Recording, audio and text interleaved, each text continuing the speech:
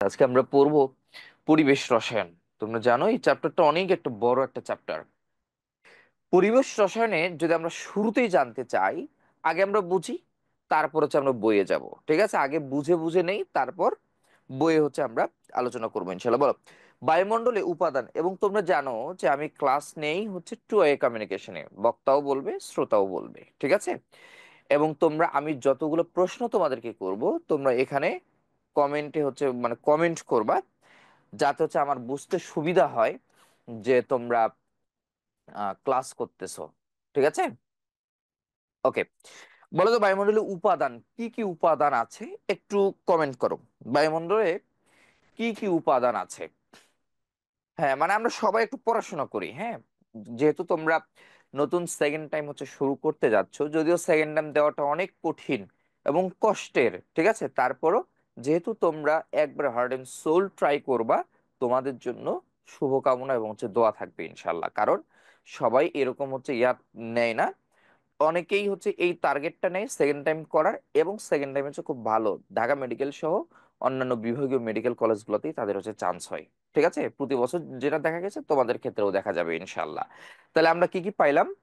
একটা হচ্ছে পাইলাম হচ্ছে নাইট্রোজেন, একটা পাইলাম হচ্ছে অক্সিজেন, আর একটা পাইলাম হচ্ছে কার্বন ডাই অক্সাইড। অনেকে তোমরা বলবা যে আর্গনও আছে, তাই না? হ্যাঁ, আর্গনও তোমার হচ্ছে অনেকে হচ্ছে বলবা যে আছে, যাই হোক। এখানে আমাদের হচ্ছে কোনটা কত পার্সেন্ট আছে এইটা তোমরা একটু আমাকে বলে দাও, তোমরাই বলবা।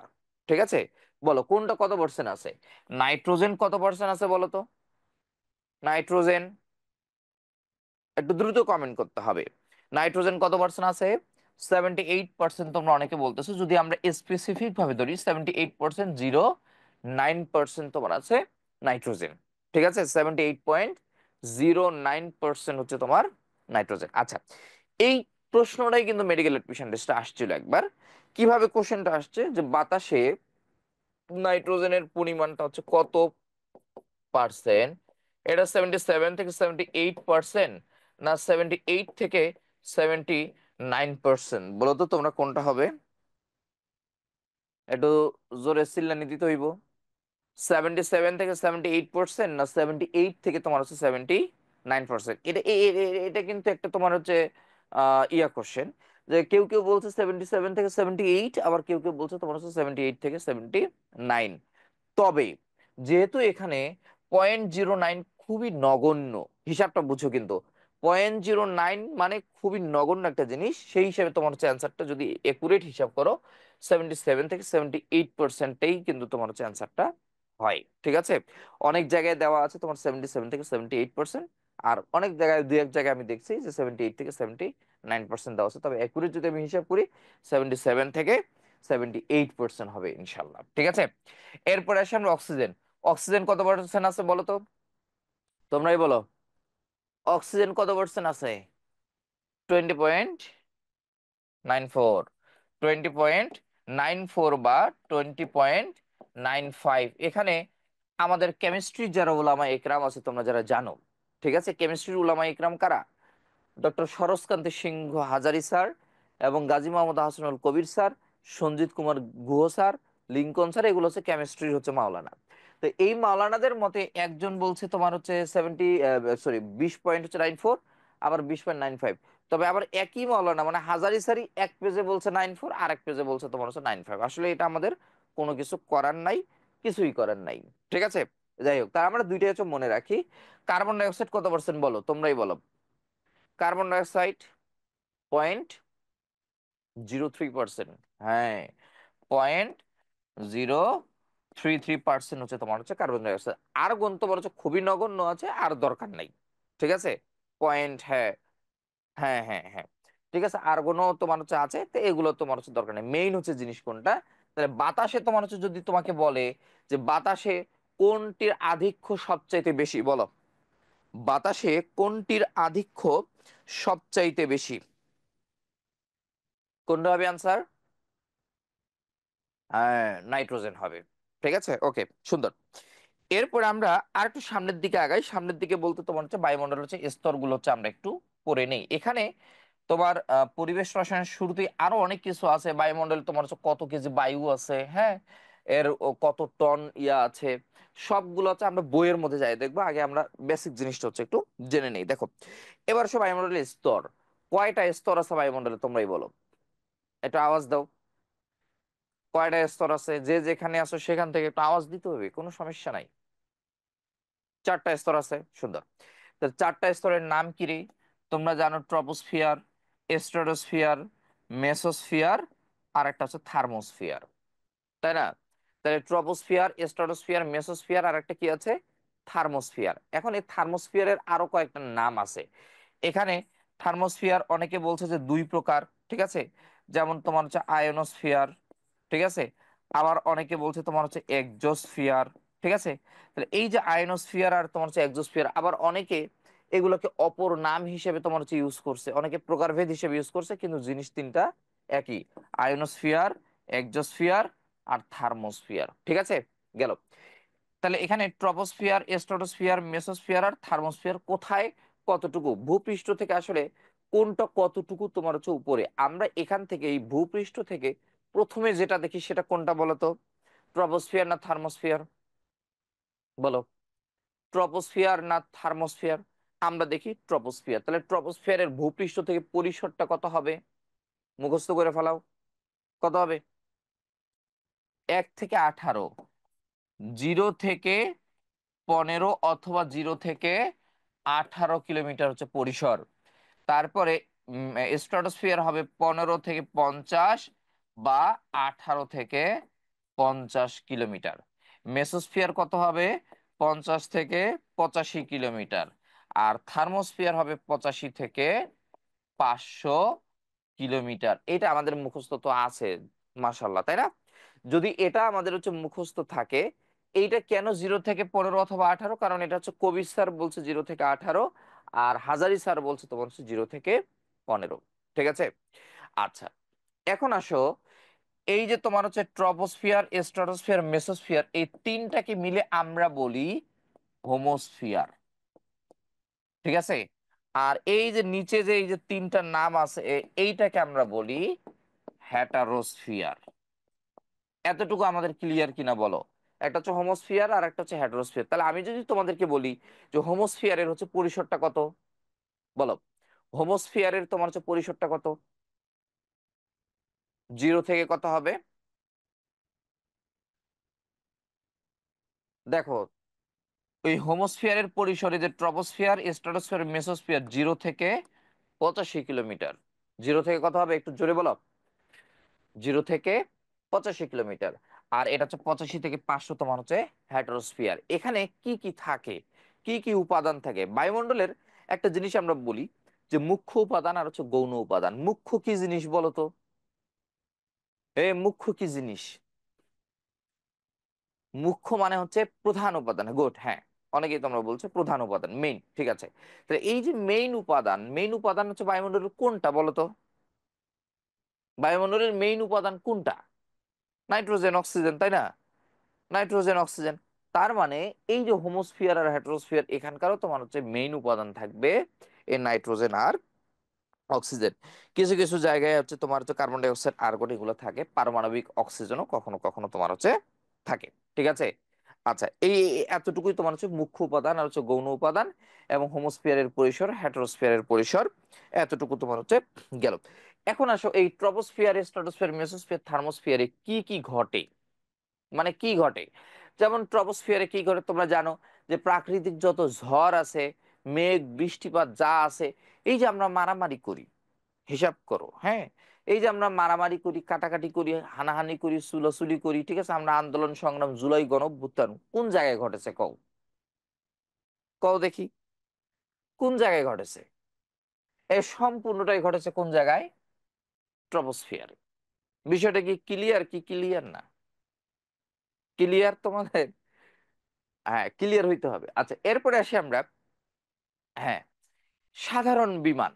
আচ্ছা, সাধারণ বিমান, তোমরা যারা বিমানে হচ্ছে চড়ছো, হ্যাঁ, হয়তোবা দেখছো, যে ওই বিমানে ওঠার পর পরে কি বলে, যে ভদ্র মহিলা এবং মহোদয়গণ, আজকে আমরা এত মিনিটে, যদি ধরো যে সৈয়দপুরে যায়, ঢাকা থেকে ধরো যে সৈয়দপুরে যায়, তাহলে সৈয়দপুরের যে আর্দ্রতা আছে, মানে টেম্পারেচার আছে, কত কি আছে, এগুলো বলে।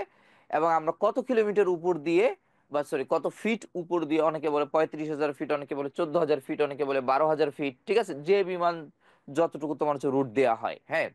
তো ধরো যে 12,000 ফিট, 14,000 ফিট, 15,000 ফিট বলে যে উপর দিয়ে যাব। তো এই 12,000 ফিটকে তুমি যদি কিলোমিটারে যদি প্রকাশ করো তাহলে কত কিলোমিটার হবে জানো? খুবই কম, এই 4 5 6 7 এরকম হইতে পারে। ঠিক আছে, আমি যদি সর্বোচ্চটাও যদি ধরি, যে 42,000 ফিট যদি আমি ধরি, তোমাদের বইতে যেটা আছে, সে 42,000 ফিট সমান সমান হচ্ছে কত জানো? 12.2 কিলোমিটার, খুব সম্ভবত। দেখো, তার মানে দেখো, 42,000 ফিট যদি দিয়ে একটা বিমান, যাত্রীবাহী বিমান যদি চলাচল করে, অ্যারাউন্ড তোমার হচ্ছে 12 কিলোমিটার। তার মানে সেটা কোন পরিসরে আসে দেখো তো? ট্রপোস্ফিয়ারে আছে। তার মানে সাধারণ যে বিমান, সেই বিমান চলাচল করে তোমার হচ্ছে ট্রপোস্ফিয়ার দিয়ে। ঠিক আছে, এবার আসি তোমার হচ্ছে স্ট্রাটোস্ফিয়ার। সেই স্ট্রাটোস্ফিয়ারে কি ঘটে? এখানে দুইটা জিনিস মেইনলি হচ্ছে আছে, সেটা হচ্ছে ওজোন স্তর গঠন হয় এখানে, আর একটা হচ্ছে জেট বিমান চলাচল করে। কি বিমান? জেট বিমান। ঠিক আছে, তাহলে স্ট্রাটোস্ফিয়ারের মেইনলি হচ্ছে আমরা একটু দুইটা জিনিস হচ্ছে মনে রাখবো, একটা হচ্ছে তোমার জেট বিমান, আর একটা হচ্ছে ওজোন স্তর। কোনটাকে ক্ষুব্ধ মণ্ডল বলে, কোনটাকে শান্ত মণ্ডল বা বলে, এই নর্মাল জিনিস তো তোমরা হচ্ছে অটোমেটিক তোমরা হচ্ছে পারবা ইনশাল্লাহ। ঠিক আছে, এবার আসি আমরা মেসোস্ফিয়ার। এই মেসোস্ফিয়ারে কি কি ঘটে? এখানে সবচেয়ে ইম্পর্টেন্ট হচ্ছে যেটা, সেটা হচ্ছে সবচেয়ে শীতলতম অঞ্চল। কেন শীতলতম অঞ্চল এটা আমি একটু পরে বলতেছি। মেসোস্ফিয়ার তোমার হচ্ছে শীতলতম অঞ্চল, আর এখানে পারমাণবিক অক্সিজেন থাকে। এই দুইটা জিনিস হচ্ছে, হ্যাঁ, মনে রাখবা যে পারমাণবিক অক্সিজেন থাকে। আর থার্মোস্ফিয়ার হচ্ছে যেটা, সেই থার্মোস্ফিয়ার আমাদের মহাকাশ যে গবেষণা যে কেন্দ্র, ঠিক আছে, সেই মহাকাশ গবেষণা কেন্দ্র এখানে অবস্থিত। এবং তোমার হচ্ছে বেতার তরঙ্গ এখানে তোমার প্রতিফলিত হয়। কয়েকটা জিনিস, তাহলে আমরা আরেকটু তোমার হচ্ছে একটু ইয়া করে পড়ি। দেখো যে থার্মোস্ফিয়ারে কি হয়, তোমার হচ্ছে উল্কাপিণ্ড এখান থেকে তোমার একটু কি হয়, সরি উল্কাপিণ্ড তো এখানে না, তোমার এখানে মহাকাশ আছে, বেতার তরঙ্গ তোমার হচ্ছে প্রতিফলিত হয়। উল্কাপিণ্ড তোমার হচ্ছে মেসোস্ফিয়ার থেকে, শীতলতম অঞ্চল, পারমাণবিক অক্সিজেন এখানে থাকে, ওজোন স্তর আছে, জেট বিমান আছে, আর এখানে তো যত প্রাকৃতিক ঝড় যা আছে। এতটুকু ক্লিয়ার কিনা এবং তোমাদের মুখস্থ আছে কিনা, বলো? ক্লিয়ার? ভাইয়ে এবং আপারা ক্লিয়ার কিনা? হ্যাঁ, যদি ক্লিয়ার হয়, এখন আসো এখানে কিছু পর্দা আছে, এই পর্দাগুলো হচ্ছে আমরা একটু হিসাব করি। পর্দা যেমন এখানে তোমরা জানো যে ট্রপোপাউস নামে একটা পর্দা আছে, তাই না? ট্রপোপাউস, এই ট্রপোপাউস মানে কি? এই যে ট্রপোস্ফিয়ার আর স্ট্রাটোস্ফিয়ারের মাঝখানে একটা পর্দা আছে, সেটার নাম হচ্ছে ট্রপোপাউস। আবার স্ট্রাটোপাউস নামে একটা পর্দা আছে, সেটা হচ্ছে স্ট্রাটোস্ফিয়ার আর হচ্ছে মেসোস্ফিয়ারের মাঝখানে একটা পর্দা আছে, এটার নাম হচ্ছে স্ট্রাটোপাউস। ঠিক আছে, আর কি আছে? আরো তোমার হচ্ছে আছে, আর একটা হচ্ছে মেসোপস বা মেসোপাউস, যা যদি বলি, সেটা হচ্ছে মেসোস্ফিয়ার এবং থার্মোস্ফিয়ার যে মাঝখানে একটা আছে, সেটা হচ্ছে মেসোপাউস। এবং আরেকটা জিনিস আছে, সেটা হচ্ছে ল্যাপস রেট। ল্যাপস রেট, এই ল্যাপস রেট হচ্ছে মানে কি? ল্যাপস রেট মানে হচ্ছে টেম্পারেচারের তারতম্য। টেম্পারেচারের তারতম্য, তা টেম্পারেচারের তারতম্য হচ্ছে কি জিনিস? এটা তোমার, এই যে ধরো যে ট্রপোস্ফিয়ার থেকে স্ট্রাটোস্ফিয়ারে যাবা, টেম্পারেচার হচ্ছে কমবে। আবার স্ট্রাটোস্ফিয়ার থেকে মেসোস্ফিয়ারে যাবা, টেম্পারেচার হচ্ছে কমবে। আবার মেসোস্ফিয়ার থেকে থার্মোস্ফিয়ার গেলে টেম্পারেচার বাড়ে। এটা জিনিস আবার মাথায় রাখো। ঠিক আছে, এই থার্মোস্ফিয়ারে এই জন্য এটা তোমার হচ্ছে সূর্যের কাছাকাছি সবসময় থাকে থার্মোস্ফিয়ার। ঠিক আছে, এই জন্য এই থার্মোস্ফিয়ারটা কিন্তু শীতলতম অঞ্চল না, এটা হচ্ছে তোমার হচ্ছে উষ্ণতম অঞ্চল, যেহেতু সূর্যের কাছাকাছি তোমার হচ্ছে এটা থাকে। আর এখানে টেম্পারেচার এখান থেকে এখানে কম, এখান থেকে এখানে কম, এই জন্য আমরা বলি সবচেয়ে শীতলতম অঞ্চল হচ্ছে তোমার হচ্ছে মেসোস্ফিয়ার। ঠিক আছে, এই বিষয়টা কি ক্লিয়ার কি ক্লিয়ার না? ল্যাপস রেট মানে কি? ল্যাপস রেট মানে কি? টেম্পারেচারের তারতম্য। তা টেম্পারেচারের তারতম্য হচ্ছে কি, এখান থেকে এখানে বাড়ে, কমে টেম্পারেচার, এখান থেকে এখানে কমে, এখান থেকে আবার এখানে গেলে বাড়ে। কেন বাড়ে? কারণ এখানে সূর্যের কাছাকাছি। হিসাবটা একটু বুঝো, হ্যাঁ। তো এই যে তোমার হচ্ছে টেম্পারেচারের যে তারতম্য, এটাকে আমরা বলি ল্যাপস রেট। আর কেন সবচেয়ে শীতলতম? কারণ এর চেয়ে তোমার হচ্ছে এটা হচ্ছে সূর্যের কাছাকাছি, এই জন্য তোমার মেসোস্ফিয়ার সবচেয়ে শীতলতম হয় উপরের তোমার হচ্ছে দুইটার থেকেও। ওকে, এই বিষয়টা কি ক্লিয়ার কি ক্লিয়ার না, বলো? আচ্ছা, হ্যাঁ, ঠিক আছে। তাহলে এই যেহেতু এটা তোমার হচ্ছে সূর্যের কাছাকাছি থাকে, এই জিনিসটা হচ্ছে আমি আজকে হয়তো বা তোমার গ্রিন হাউস গ্যাস ধরতে পারবো না, কিন্তু তোমাদেরকে এখানে একটু বুঝাই দিই, হ্যাঁ। একটু তোমরা একটু দেখো এখানে, যেহেতু তোমার থার্মোস্ফিয়ারটা তোমার সূর্যের কাছাকাছি থাকে, সূর্য থেকে কি আসে রে বলো তো? সূর্য থেকে কি আসে বলো? আলো আসে, তাপ আসে, আর কি আসে? আলট্রাভায়োলেট রশ্মি আছে, এই যে একজন বলছো খুবই সুন্দর, আমার ভালো লাগতেছে, কিন্তু আলট্রাভায়োলেট রশ্মি আছে। তো এই যে আলট্রাভায়োলেট যে রশ্মিটা যে আছে, এই আলট্রাভায়োলেট রশ্মি প্রথমে কোথায় এসে শোষিত হয়? অ্যান্সার কি হবে বলো? আলট্রাভায়োলেট রশ্মি কোথায় শোষিত হয়? অ্যান্সার কি হবে?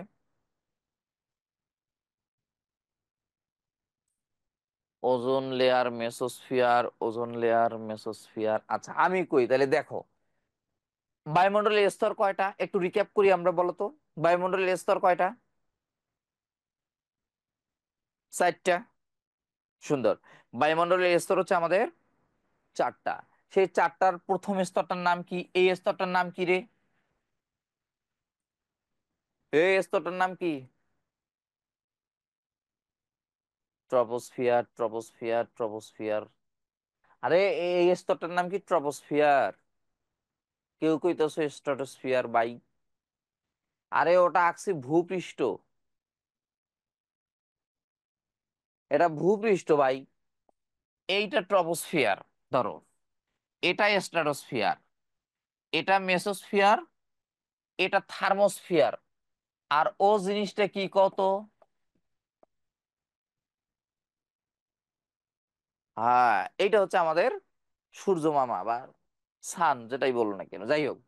তাহলে এইটা তোমার হচ্ছে থার্মোস্ফিয়ার, এটা হচ্ছে মেসোস্ফিয়ার, এটা হচ্ছে স্ট্রাটোস্ফিয়ার, আর এটা হচ্ছে তোমার ট্রপোস্ফিয়ার। ঠিক আছে। দেখো এখন এই সূর্য থেকে আল্ট্রাভায়োলেট রশ্মি তাহলে প্রথমে কোথায় আসলো, কোথায় শোষিত হইলো, এইবার কো কোন লেয়ারে? কোন লেয়ারে? তোমরা অনেকে স্ট্রাটোস্ফিয়ার বলতেছো, স্ট্রাটোস্ফিয়ারও হয়, কিন্তু মেইন অ্যান্সার হবে তোমার কোনটা? থার্মোস্ফিয়ারে। তার মানে ওজোন স্তর শোষিত হয় কোথায়? থার্মোস্ফিয়ারে। এরপর আসবে তোমার হচ্ছে কোথায়? মেসোস্ফিয়ারে। এরপর আসবে কোথায়? স্ট্রাটোস্ফিয়ার। এখানে এসে বাধা প্রাপ্ত হবে। এখানে এসে কি হবে? বাধা প্রাপ্ত হবে। সেই বাধা প্রাপ্ত হবে কেন? বাধা প্রাপ্ত হবে কারণ এখানে আছে ওজোন লেয়ার, বাধা দিয়ে দিল। এখন ভূপৃষ্ঠ থেকে তোমার হচ্ছে কে যাবে? ভূপৃষ্ঠ থেকে যাবে তোমার হচ্ছে ক্লোরিন গ্যাস। সেই ক্লোরিন গ্যাসটা যায় ওই ওজোন লেয়ারকে কি করবে? সেই ওজোন লেয়ারকে তোমার হচ্ছে ছিদ্র ছিদ্র ছিদ্র ছিদ্র করে দেবে। যদি ছিদ্র করে দেয় তখন আলট্রাভায়োলেট রশ্মি আস্তে করে তোমার হচ্ছে ভেদ করে তোমার ইয়াতে চলে আসে, পৃথিবীতে চলে আসে। এই যে আলট্রাভায়োলেট রশ্মি তোমার পৃথিবীতে চলে আসে ওজোন স্তর ভেদ করে, ছিদ্র ছিদ্র করে, এটাকে আমরা ওজোন গহ্বর, ওজোন ছিদ্র, ঠিক আছে, এগুলোর নামে তোমার হচ্ছে বিশেষণ করতে পারি। এই ক্লোরিন গ্যাস তোমার হচ্ছে কোথা থেকে আসে? ক্লোরিন গ্যাস কোথা থেকে আসে? এটা তোমার আসে তোমার সিএফসি থেকে। এই সিএফসি কোথা থেকে আসে? সিএফসি থেকে আসে। তাই সিএফসি কোথা থেকে আসে? মানে এই টোটাল যে ঘটনা, আলট্রাভায়োলেট রশ্মি পৃথিবীতে আসার যে ঘটনা, এই ঘটনায় মূলত দায়ী কে কও? এই ঘটনার হচ্ছে মেইন দায়ী কে? তো তোমাকে কান কিন্তু আমি গরম করব। আমার নাম কইতেছো কেন তোমরা? এইটার দায় দায়িত্ব কি আমার? যে এই যে তোমার আলট্রাভায়োলেট রশ্মি তোমার হচ্ছে পৃথিবীতে আইবো, এই দায় দায়িত্ব আমার? এ তো হাস্যকর হয়ে গেল বিষয়টা। এটা তো মানে ওয়ান কাইন্ড অফ লুল, তোমরা কি অ্যান্সার দিলে এটা? শোনো, এই যে আলট্রাভায়োলেট রশ্মি তোমার হচ্ছে সূর্য থেকে, এই যে আলট্রাভায়োলেট রশ্মি তোমার হচ্ছে সূর্য থেকে পৃথিবীতে যে আইবো, এ দায় দায়িত্ব তোমার বা তোমাদের ভাই, দোষ তোমাদের। এই যে তোমার হচ্ছে এসি, টিভি, ফ্রিজ, এগুলো কে চালায়? চালায়টা কে? এটা তো আমি আর চালাই না, এটা তো তোমরা চালাও। তো যেহেতু তোমরা চালাও তার মানে দায় দায়িত্ব তোমাদের ভাই। হিসাব শেষ, বাংলাদেশ গুড নাইট। তার মানে এটা আমাদেরই দোষ। ঠিক আছে, আমরাই হচ্ছে এগুলো চলে, এখান থেকে সিএফসি আসে, সিএফসি তোমার ক্লোরিন প্রডিউস করে। এই ক্লোরিনটা তোমার হচ্ছে আলট্রাভায়োলেট রশ্মিকে পৃথিবীতে নিয়ে আসি। এখন এই আলট্রাভায়োলেট রশ্মি দিয়ে পরিবেশ রসায়ন বলতেছে এই আলট্রাভায়োলেট রশ্মি দিয়ে আমাদের চোখে ক্যাটারেক্ট হয়, তারপর ত্বকে তোমার হচ্ছে স্কিন ক্যান্সার হয়। ঠিক আছে, এই জিনিসগুলো হয়। ক্যাটারেক্ট মানে কি? ছানি পড়া। ক্যাটারেক্ট মানে কি রে? ক্যাটারেক্ট মানে হচ্ছে ছানি পড়া। বিষয়টা ক্লিয়ার কিনা বলো? বিষয়টা ক্লিয়ার কি ক্লিয়ার না? এইবার আমরা বইয়ে আসি। দেখো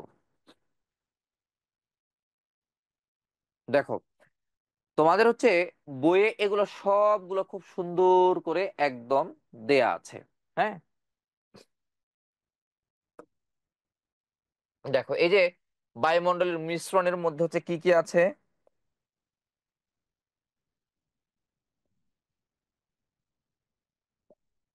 দেখো বায়ুমণ্ডলের হচ্ছে মিশ্রণের মধ্যে এই যে 78 পয়েন্ট, এগুলো তো আমরা অলরেডি হচ্ছে পড়ে ফেলেছি। হ্যাঁ, এগুলো আমরা পড়ে ফেলেছি। দেখো তারপর এই যে বর্তমানে পৃথিবীর গড় টেম্পারেচার, বায়ুমণ্ডলের অঞ্চল, হ্যাঁ, এই জিনিসগুলো হচ্ছে আমাদের সবগুলো পড়া শেষ। তোমরা জাস্ট একটু রেটিনার ডাইজেস্টটা একটু হচ্ছে দেখবা। হ্যাঁ, রেটিনার ডাইজেস্টটা যদি একটু দেখো, তাহলে এখানে আমি যা যা পড়াইছি সবগুলা খুব সুন্দর করে মানে একবারে নোট ডাউন হচ্ছে করে দেয়া আছে। আমরা একটু রিক্যাপ করব, তার আগে একটু দেখি বইয়ে আর কোনো কিছু বাদ গেল কিনা। কোনো কিছু বাদ যাওয়ার কথা না, মোটামুটি সবগুলোই হচ্ছে আমাদের এখানে চলে আসছে। ঠিক আছে, এই যে ওজোন স্তরের গুরুত্বের এখানে দেখো আলট্রাভায়োলেট রশ্মি থার্মোস্ফিয়ারে শোষিত হয়, এই লাইনটা বইয়ের মধ্যে আছে, কিন্তু তোমরা বলেছো যে তোমার হচ্ছে স্ট্রাটোস্ফিয়ারে শোষিত হয়। এখানে দেখো আলট্রাভায়োলেট রশ্মি থার্মোস্ফিয়ারে শোষিত হয়, কারণ প্রথম শোষণটা ওই জায়গায় তোমার হচ্ছে আছে। ঠিক আছে, আচ্ছা, চোখের ক্যাটারেক্ট হয় এটাও তো আমরা হচ্ছে পড়ে ফেললাম। এবার আসি আমরা ঘূর্ণিঝড় এবং জলোচ্ছ্বাস। তার আগে আমরা যে টপিকটা হচ্ছে পড়লাম বায়ুমণ্ডলের যে স্তর টেস্তর, আমি কয়েকটা কোশ্চেন করি, তোমরা ধবাধব একটু হচ্ছে আমাকে অ্যান্সার দিয়ে দাও, তাহলে বুঝবো যে তোমরা আসলে বুঝছো। ঠিক আছে, বলো বায়ুমণ্ডলের স্তর কয়টা আছে রে? একটু আওয়াজ দাও দেখি। বায়ুমণ্ডলের স্তর কয়টা? আলট্রাভায়োলেট রশ্মি কোথায় শোষিত হয়? বলো, আলট্রাভায়োলেট রশ্মি কোথায় শোষিত হয়? গুড, এই যে এখন পারতেছো, খুব ভালো। জেট বিমান কোন দিক দিয়ে চলাচল করে? জেট বিমান, বলো জেট বিমান, সুন্দর, এই তো। আর সাধারণ যাত্রীবাহী বিমান? সাধারণ যাত্রীবাহী বিমান ট্রপোস্ফিয়ার। আচ্ছা, এরপরে বলো তো, হ্যাঁ ঠিক আছে, পারমাণবিক অক্সিজেন পাওয়া যায় কোন কোন স্তরে? পারমাণবিক অক্সিজেন পাওয়া যায় কোন স্তরে? Mesosphere, good. আচ্ছা, এরপরে বলো তো যে অক্সিজেনের পরিমাণ কত বায়ুমণ্ডলে? অক্সিজেনের পরিমাণ, সুন্দর। এবার বলো তো, হ্যাঁ, হ্যাটারোস্ফিয়ারের হচ্ছে পরিসরটা কত? হ্যাটারোস্ফিয়ারের হচ্ছে পরিসরটা কত?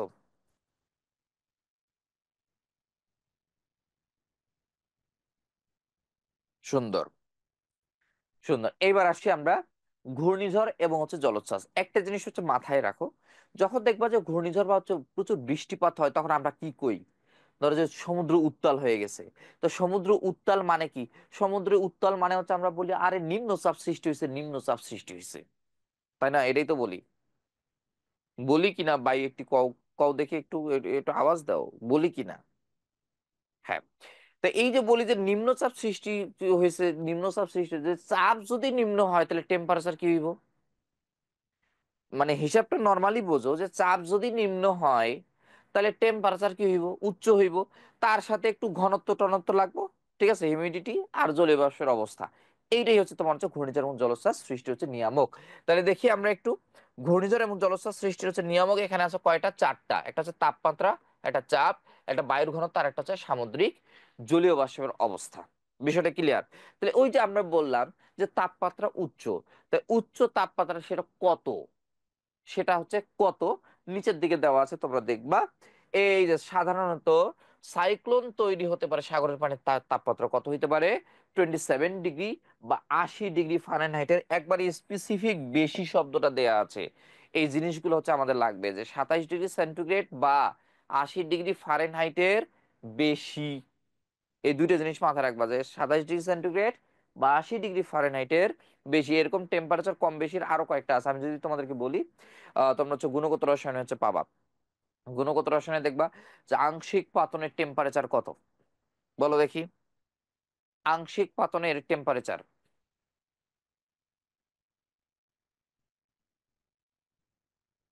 হ্যাঁ, এই কোশ্চেনটা হচ্ছে আর্মি মেডিকেলে আসছিল, এই যে 27 ডিগ্রি বা 80 ডিগ্রি ফারেনহাইট। হ্যাঁ, বলো আংশিক পাতনের টেম্পারেচারটা হচ্ছে কত। এই যে তোমরা ভুলে গেছো, ভুলে যাওয়া যাবে না কিন্তু, ঠিক আছে। রিক্যাপ করো, শোনো। আংশিক মাপতনের টেম্পারেচার হচ্ছে 40-এর কম না বেশি, আমি বলেই দিলাম তোমাদেরকে, নাও বলো হচ্ছে 40-এর কম না বেশি। আংশিক পাতনের টেম্পারেচার 40-এর। এই যে তোমরা কিন্তু হচ্ছে অনেকে বলতেছো কম, অনেকে বলতেছো হচ্ছে বেশি। বেশি হলে সাধারণ পাতন, হ্যাঁ, আর কম হলে আংশিক পাতন, ঠিক আছে। এই জিনিসটা হচ্ছে মাথায় রাখবো। তাহলে এখানে দেখো, বেশি মানে তোমার হচ্ছে কি, এটা তোমার হচ্ছে সাগরের পানির যে টেম্পারেচার, সেটা সাইক্লোন তৈরির জন্য, ঠিক আছে।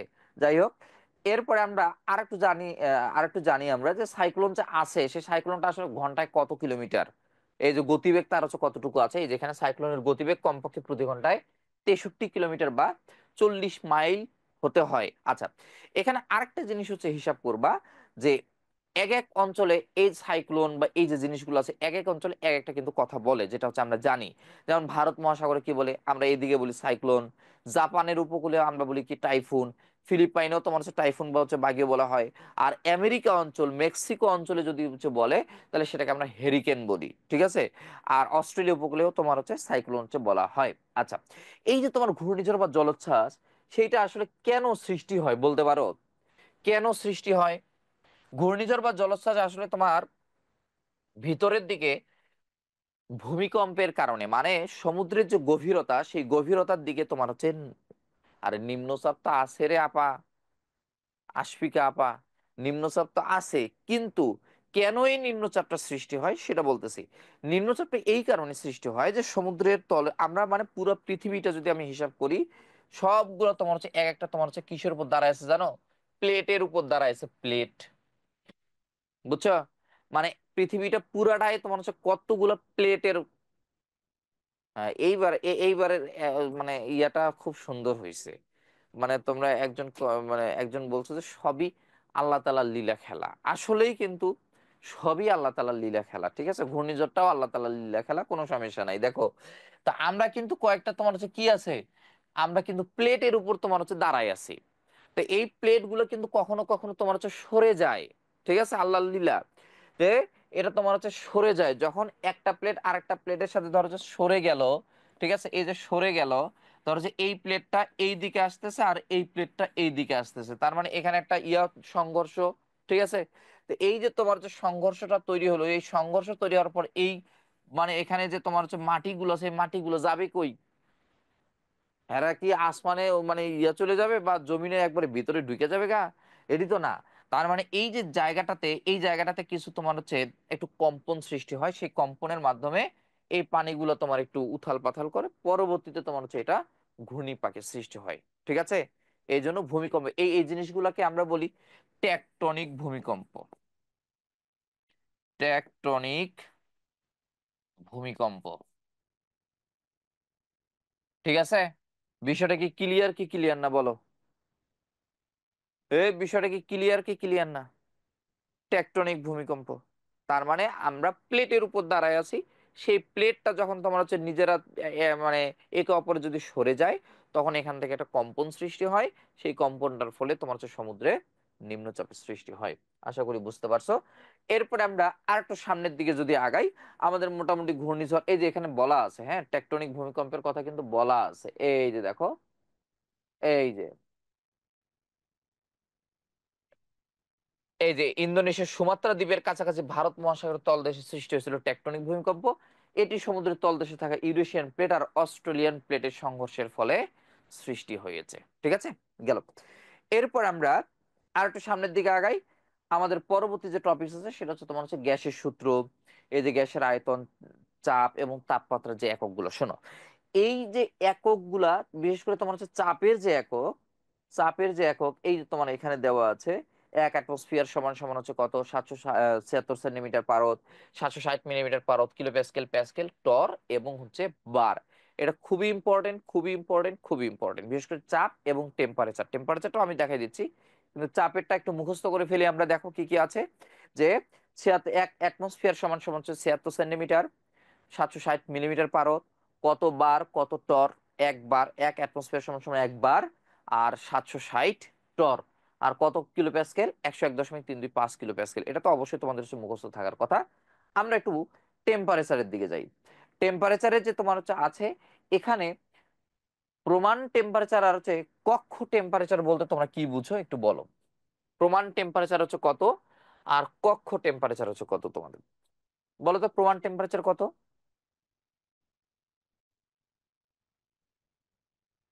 কয় না। আরে ভাই ক ভাই। হ্যাঁ, এই যে সুন্দর, এবার ভালো লাগতেছে। হ্যাঁ, 0 ডিগ্রি সেন্টিগ্রেড টেম্পারেচার হচ্ছে প্রমাণ, আর তোমার হচ্ছে 25 ডিগ্রি সেন্টিগ্রেড টেম্পারেচার কক্ষ বা তোমার রুম টেম্পারেচার, তাই না? হ্যাঁ, যাই হোক, এটাকে আমরা বলি এসটিপি বলতে পারি, এটাকে আমরা বলি এসএটিপি বলি। ঠিক আছে।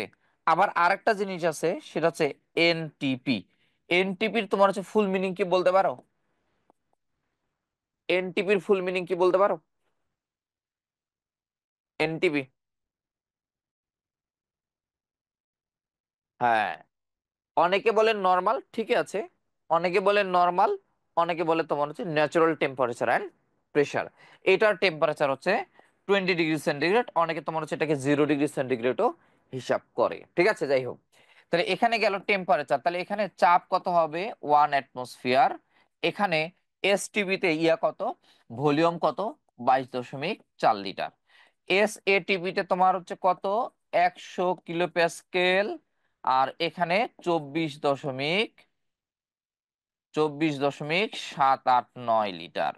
এখানে 1 অ্যাটমসফিয়ার, এবং এখানে তোমার 24.04 হচ্ছে লিটার। এই যে এটা, এখান থেকে তোমার হচ্ছে মেডিকেল এডুকেশন টেস্টে কোশ্চেন আসছিল। কিভাবে কোশ্চেন আসছিল, কিভাবে কোশ্চেন আসছিল, যে সালফার ডাই অক্সাইডের এসটিপিতে ভলিউম কত। কোশ্চেন এটা, সালফার ডাই অক্সাইডের এসটিপিতে ভলিউম কত, কত হবে এর অ্যান্সার বলো। এটা কত হবে অ্যান্সার? তোমরা কিন্তু সবই পারো, জাস্ট একটু রিক্যাপ করো। হ্যাঁ, 22.4। আমরা যারা গরিব দুঃখী স্টুডেন্ট আছি, যারা আমরা মুরব্বী স্টুডেন্ট, সরি মানে গরিব দুঃখী স্টুডেন্ট, হতদরিদ্র যারা স্টুডেন্ট আছি, তারা আমরা কি মনে করি, আমরা মনে করি সালফার ডাই অক্সাইড যেহেতু দিয়েছে, তার মানে ওর আণবিক ভর লাগবে, তারপরে এসটিপি তো 22.4, ওটা মানে ভাগ দেওয়া লাগবে, কত কিছু হিসাব করি, কিন্তু বিষয় কিন্তু একবারে সহজ। এবং এবারের কোশ্চেন তো সবই সহজ ছিল কোশ্চেন, এই জন্য তোমরা দেখছো যে কোশ্চেনের যে ইয়াটা তোমার কাটমার্ক যেটা, সেই কাটমার্কটা একবার হাই উঠছে তোমার 73, তাই না? 73 পয়েন্ট সামথিং এ তোমার যে কাটমার্ক উঠছে। এরকম কোশ্চেন যদি সহজ হয়, চান্স পাওয়ার মূল মন্ত্র হচ্ছে সহজ জিনিস ভুল করা যাবে না।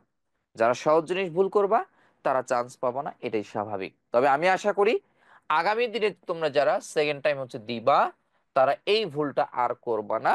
সহজ প্রশ্নগুলো খুব ভালোভাবে হচ্ছে আমরা অ্যান্সার করব, এবং করে তারপর হচ্ছে আমরা ভালো একটা মেডিকেল কলেজে চান্স পাবো ইনশাল্লাহ। কবেন না? কবেন না ইনশাল্লাহ? হ্যাঁ, যারা পড়াশোনা করবা, শোনো, যারা পড়াশোনা করবা, যারা তোমার হচ্ছে আল্লাহ তাআলার কাছে যারা হচ্ছে কান্নাকাটি করবা, তারা চান্স পাবা ইনশাল্লাহ। যাই হোক, তাহলে এখানে এই প্রশ্নটা আসছে, প্রশ্ন আরো একটা তোমার এখান থেকে আসছে, সেটা হচ্ছে এসটিপি। বলা ছিল যে রুম টেম্পারেচার বা কক্ষ তাপমাত্রা কত। ঠিক আছে, হ্যাঁ, রুম টেম্পারেচার বা কক্ষ তাপমাত্রা কত, সেটা হবে কত, 25। অপশনে হচ্ছে তোমার হচ্ছে 298 হচ্ছে কেলভিন ছিল। এবারের মেডিকেল কখন হবে? এবারের মেডিকেল খুব সম্ভবত ডিসেম্বরে হওয়ার একটা পসিবিলিটি আছে, দেখা যাক। তাহলে এই জিনিসটা হচ্ছে আমাদের ক্লিয়ার কি ক্লিয়ার না বলো। STP, এসএটিপি, NTP, all clear? বলো রে। এসটিপি, এসএটিপি এবং এনটিপি আমাদের সবগুলো হচ্ছে ক্লিয়ার কি ক্লিয়ার না? আচ্ছা, আরেকটা জিনিস আছে এখানে, তোমরা জানো, এটা ফিজিক্সে তোমরা পাওয়া, পরম শূন্য তাপমাত্রা। একসাথে আমরা সবগুলো হচ্ছে পড়ে ফেলি। পরম শূন্য তাপমাত্রা, এই পরম শূন্য তাপমাত্রা হচ্ছে কি রে? বলো, পরম শূন্য তাপমাত্রাটা কি, কত? তোমরাই বলো।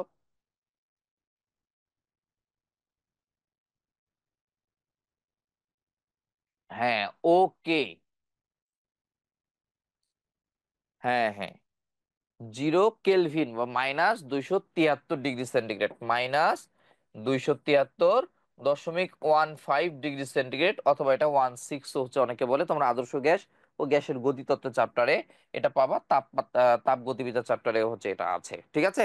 তাহলে যাই হোক, এটা তোমার হচ্ছে টেম্পারেচারের যতগুলো এখানে আছে সবগুলো খেলা হচ্ছে গেল। এবার আসি আমরা গ্যাস সূত্রগুলাতে। গ্যাস সূত্রগুলো তোমাদের হচ্ছে মেডিকেল এডমিশন, এটা একাডেমিকে, একাডেমিকে ধরো যে এদের হচ্ছে একবার ইন ডিটেইলস হচ্ছে লাগে, হ্যাঁ। একাডেমিকে যখন হচ্ছে আমরা বয়েলের সূত্র যখন পড়াই একাডেমিকে, তখন বয়েলের সূত্র বা চার্লসের সূত্র দেখা যায় যে 1 ঘন্টার ক্লাস বা 2 ঘন্টার ক্লাস, ঠিক আছে? 1 ঘন্টা 2 ঘন্টার ক্লাস তো তোমার হচ্ছে বয়েলের সূত্র এখন দিয়ে এডমিশন স্টাইলে তো তোমার হচ্ছে দেওয়ার দরকার নাই, 2-3 মিনিট বয়েলের সূত্র, ঠিক আছে? যেটা ইন্টারমিডিয়েটে পড়ছে 1-1.5 ঘন্টা, ওটা এখন 2-3 মিনিটে ক্লিয়ার। বয়েলের সূত্র শোনো, এখানে যত সূত্র আছে সবগুলো সূত্র হচ্ছে কি পড়তে হয়। দেখো, নাম্বার 1 হচ্ছে বিবৃতি, নাম্বার 2 হচ্ছে সমীকরণ, ঠিক আছে, সমীকরণ। নাম্বার 3 হচ্ছে লেখ, আর নাম্বার 4 হচ্ছে এখানে ম্যাথ হচ্ছে করতে হবে। এই কয়েকটা জিনিস হচ্ছে মাস্ট বি, করতেই হবে এই সূত্রগুলার, ঠিক আছে? যতগুলো সূত্র আছে তোমাদের, যেমন আমি বলি, যদি বয়েলের সূত্র বলো তো, সমানুপাতিক না হচ্ছে ব্যস্তানুপাতিক? বিবৃতি, শোনো, সমানুপাতিক না ব্যস্তানুপাতিক, এটা হচ্ছে মনে রাখার কৌশল হচ্ছে একটাই, সেটা হচ্ছে বিতে বয়েল, বতে হচ্ছে তোমার হচ্ছে ব্যস্তানুপাতিক। আর একটা হচ্ছে গ্রামের ব্যাপন সূত্র, ঠিক আছে, ব্যাপন, সেটা হচ্ছে বিতে ব্যাপন, ওটাও তোমার হচ্ছে ব্যস্তানুপাতিক, তবে ব্যাপনটা হচ্ছে বর্গমূলের ব্যস্তানুপাতিক, আর এটা বয়েল হচ্ছে শুধুমাত্র ব্যস্তানুপাতিক সূত্র। বিষয়টা কি ক্লিয়ার, কি ক্লিয়ার না বলো? এই বিষয়টা কি ক্লিয়ার?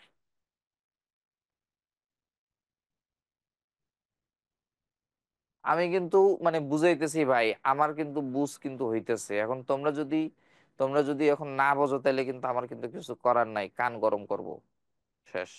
যাই হোক, দেখো, তাহলে বিতে বয়েল, বিতে ব্যস্তানুপাতিক, বিতে ব্যাপন, ওটাও ব্যাপন, ওটাও তোমার হচ্ছে ব্যস্তানুপাতিক, ঠিক আছে? বর্গমূলের তোমার হচ্ছে ব্যস্তানুপাতিক, বাকি যত সূত্র আছে এখানে সবগুলা, হ্যাঁ, তো সবগুলো হচ্ছে তোমার কি সমানুপাতিক সূত্র। তাহলে হচ্ছে বয়েলের সূত্র, তাহলে বিবৃতি গেল, আমরা বিবৃতি সব ক্লিয়ার করে ফেললাম। তাহলে আমরা সমীকরণগুলো একটু দেখে নেই সবগুলার। সমীকরণ, বয়েলের সূত্র সমীকরণ কি হবে? P1V1 = P2V2, মানে আমি একসাথে লিখে ফেললাম, ঠিক আছে, ওই আর প্রমাণ করলাম না, ঠিক আছে? তাহলে P1V1 = P2V2 বয়েলের সূত্র। তারপর তোমার হচ্ছে চার্লসের সূত্র কি আছে? চার্লসের সূত্র V1/T1 = V2/T2, ঠিক আছে? এটা চার্লসের সূত্র। আবার হচ্ছে তোমার হচ্ছে চাপের সূত্র। এই চাপের সূত্রে তোমার হচ্ছে নাম আছে, ফিজিক্সে তোমার হচ্ছে নাম আছে রেনোর চাপের সূত্র। রেনো, ফিজিক্সে আমরা কি বলি? ফিজিক্সে বললাম হচ্ছে রেনোর চাপের সূত্র। আর এখানে আমরা বলতেছি, কেমিস্ট্রিতে আমরা বলতেছি গে লুসাকের চাপের সূত্র, বুঝছো? তাহলে ফিজিক্সে বলতেছি রেনোর চাপের সূত্র, আর কেমিস্ট্রিতে বলতেছি গে লুসাকের চাপের সূত্র। আবার এই কেমিস্ট্রিতেই আরেক জায়গায়, মানে এই হাজারি স্যারই আবার বলছে যেটাকে অ্যামনটনের সূত্র বলা হয়, ঠিক আছে? তাহলে এটাকে কিসের সূত্র বলা হয়? অ্যামনটনের সূত্র। মানে চাপের সূত্রের তিনটা নাম, সমীকরণটা হচ্ছে P1 বাই তোমার হচ্ছে P1 বাই হচ্ছে T1 = P2/T2, এটা তো তোমার হচ্ছে চাপের সূত্র, ঠিক আছে? আচ্ছা, এই সূত্রগুলো, এই যে মরা মরা সূত্র ভাই, এটি কিন্তু একবার মরা সূত্র, মানে এটি আমরা সবাই পারি, আল্লাহর রহমত, সবই ঠিক আছে, আলহামদুলিল্লাহ। কিন্তু ঘটনা হইতেছে, এই সূত্রগুলো দিয়ে আমরা কি ম্যাথ পারবো না? আমরা কি এতই অথর্ব? তোমরা প্লিজ আমাকে একটু কনভিন্স করো, এগুলো দিয়ে ম্যাথ পারবা না? এতই অথর্ব আমরা? তার মানে আমরা সবাই পারবো। তারপরেও হিসাবটা হচ্ছে কি জানো, এই যে 4টে জিনিস আছে না এখানে, সবগুলোতে দেখো তোমার হচ্ছে 4টে জিনিস। তো এই 4টে জিনিসের মধ্যে তোমাকে যে কোনো 3টা জিনিস দেবে, একটা জিনিস হচ্ছে বাড়ি করতে হইব। ধরো যে তোমার হচ্ছে P1 দিছে 100, তারপর তোমার V1 দিছে তোমার হচ্ছে 50, তারপর হচ্ছে P2 দিছে 100, তাহলে বলছে যে V2 কত, মানে হচ্ছে পরিবর্তিত ভলিউম কত। তাহলে কত হইব? পরিবর্তিত ভলিউম তোমার হচ্ছে 50। ক্লিয়ার কি ক্লিয়ার না বিষয়টা কও? এবং এটা তোমার হচ্ছে পরিমাণগত রসায়নে কিন্তু আরেকটা তোমার হচ্ছে ইয়ে আছে, সমীকরণ আছে, যে V1 M1 খুব সম্ভবত ইকুয়াল টু V2 M2, মানে ওই যে লঘুকরণ সূত্র আর কি। হ্যাঁ, লঘুকরণ ওই একই জিনিস, তোমার হচ্ছে একই, দুইটা সূত্রই হচ্ছে একই, এটা আবার মজা লাগে আর কি। যাই হোক, তো এটা বয়েলের সূত্র বলো, চার্লসের সূত্র বলো, চাপের সূত্র বলো, সবই একই রকম। তাহলে আমাকে বলো তো এই সমীকরণটা কি রে? P1 V1/T1 equal to P2 V2/T2, এইটা কার সমীকরণ বলো? এই সমীকরণটা কার সমীকরণ বলো?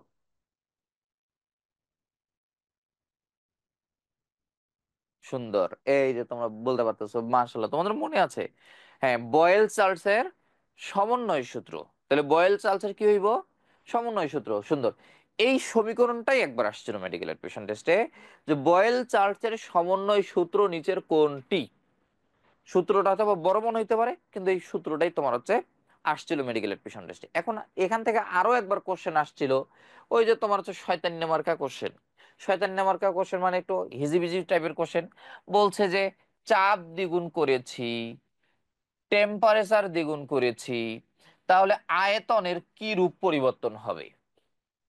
তাহলে কি রূপ পরিবর্তন হবে একটু কম দেখি, জোরে জোরে। পরিবর্তন হবে, চাপ দ্বিগুণ করেছি, টেম্পারেচার দ্বিগুণ করেছি, তাহলে আয়তনের কিরূপ পরিবর্তন হবে? আল্লাহর রহমত হইব না। শোনো, হ্যাঁ, এটা হবে না। তা আমি একটু উল্টায়া দেই তোমাদেরকে। অপরিবর্তিত থাকবে, ঠিক আছে, তা আমি একটু উল্টায়া দেই। আমি বললাম যে চাপ দ্বিগুণ করেছি, আয়তনও দ্বিগুণ করেছি, তাহলে টেম্পারেচারের কিরূপ পরিবর্তন হবে বলো?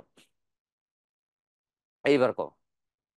চাপ দ্বিগুণ, আয়তনও দ্বিগুণ, তাহলে এবার টেম্পারেচারের কিরূপ পরিবর্তন হবে? এই এই এই জিনিসগুলো কিন্তু তোমরা হচ্ছে মানে মুখস্থ অ্যান্সার দিও না, কারণ জিনিসগুলো একটু করে তারপর হচ্ছে অ্যান্সার দিও। অনেকে, একজন বলছো 4 গুণ, একজন বলছো 1.4 গুণ, তোমরা যারা কমেন্ট করতেছো। ওকে, তাহলে আমরা একটু দেখে নেই যে কয় গুণ হবে, আমরা একটু দেখে নেই।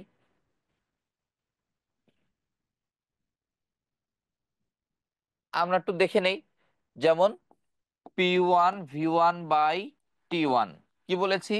চাপ দ্বিগুণ, তার মানে 2P1, আয়তন দ্বিগুণ, তার মানে 2V1 ইকুয়াল টু T2। তার মানে আমরা কি চেয়েছি? যে কি পরিমাণ পরিবর্তন হবে, তার মানে T2 আমরা চেয়েছি, তাই না? কিরূপ পরিবর্তন হবে, পরিবর্তিতটা চেয়েছি T2। তার মানে এখানে P1, এখানে P1 কাটা, এখানে V1, এখানে V1 কাটা, এখানে 2 2 গুণে 4, তাহলে 4T1। ক্লিয়ার কিনা বলো? ক্লিয়ার কিনা?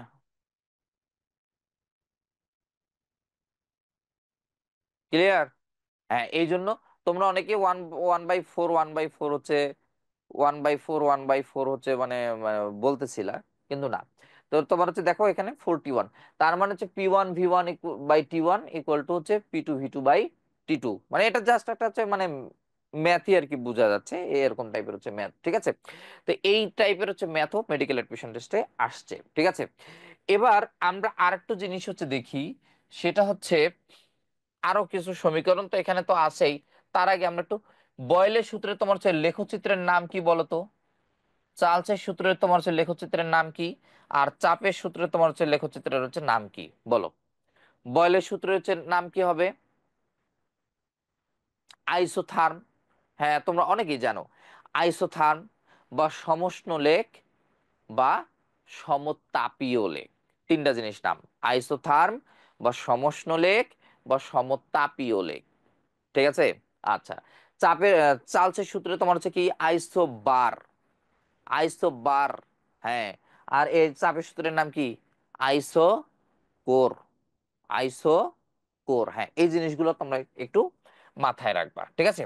আচ্ছা, এরপরে বলো বি সমানুপাতিক এন, এটা কিসের সমীকরণ রে? বলো, এটা কিসের সমীকরণ? বি সমানুপাতিক হচ্ছে এন, অ্যাভোগাড্রোর সমীকরণ। সুন্দর। অ্যাভোগাড্রোর সংখ্যাটা কত হবে বলো তো? অ্যাভোগাড্রোর সংখ্যাটা কত? অনেক কমেন্ট করতে তোমাদের হয়তো বা অনেক ইয়া লাগবে। 6.022 গুণন 10⁻23, এইটা। তাই না অ্যাভোগাড্রো? এটা তোমার পরিমাণগত রসায়নে কিন্তু আছে, এখানেও আছে, মানে ডাবল আর কি। তো এখানে কয়েকটা জিনিস পরিমাণগত রসায়নে আছে, তো কিছু ম্যাথমেটিক্যাল ছোট ছোট টার্ম হচ্ছে, আমি একটু বলে দিই তোমাদেরকে। আচ্ছা বলো তো, এক মোল বন্ধন বলতে কয়টা বন্ধন বুঝো তোমরা? এক মোল বন্ধন বলতে কতটি বন্ধন আছে বলো? কেটা কতক্ষণ আপনারা? এই আবুল কাশেম ভাই,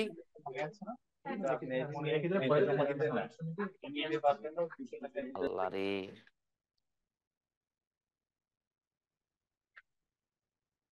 যাই হোক, দেখো, এক মোল বন্ধন বলতে কতটি বন্ধন? আচ্ছা আমি বলি তোমাদেরকে। এক মোল বন্ধন যদি তোমাকে বলে যে ধরো যে কার্বন ডাই অক্সাইডের যে বন্ধন আছে, সেই বন্ধন মানে কয়টা বন্ধন আছে এখানে, আমরা ওই অ্যাভোগাড্রোর সংখ্যায় যে কয়টা আছে ওই বন্ধনটাই আমরা বুঝি। যে এক মোল বন্ধন বলতে তোমার হচ্ছে অ্যাভোগাড্রোর যে সংখ্যাটা, এই সেই সংখ্যাটাই হবে, মানে এক মোল বন্ধন সমান সমান 6.022 অথবা 023 × 10⁻23 এতটি বন্ধন বোঝায়। 44 ওর আণবিক ভর রে। ঠিক আছে, যেহেতু তুমি একজন বলছে 44 কার্বন ডাই অক্সাইড, তা আমি বলি তোমাদেরকে যে আচ্ছা, আহ, কার্বন ডাই অক্সাইডের তোমার হচ্ছে আণবিক ভর কত? 44 হচ্ছে গ্রাম। তাহলে এখন আমি যদি বলি যে 44 গ্রামে কয়টা অণু আছে, তাহলে কও দেখি, 44 গ্রামে কয়টা অণু আছে 44 গ্রাম কার্বন ডাই অক্সাইডে? অ্যাভোগাড্রোর সঙ্গে এক মোল। এক মোল মানে তো এক মোল, এক মোল কার্বন ডাই অক্সাইড সমান সমান হচ্ছে কত গ্রাম? অ্যাভোগাড্রো, এক মোল কার্বন ডাই অক্সাইড সমান সমান হচ্ছে 44 গ্রাম। তো এটাই তো তোমার হচ্ছে অ্যাভোগাড্রোর সংখ্যা না? এক মোল, ওই যে এক মোল মানে আমরা কি বুঝি, এক মোল মানে হচ্ছে 6.022 × 10⁻23। মানে বিষয়টা কি ক্লিয়ার? কি এটা একবারে সহজ জিনিস কিন্তু দেখো। তার মানে এক মোল কার্বন ডাই অক্সাইড, আমি এক মোল কার্বন ডাই অক্সাইড যদি না বলি, আমি যদি বলি যে এক মোল অক্সিজেনে কত গ্রাম, 32 গ্রাম।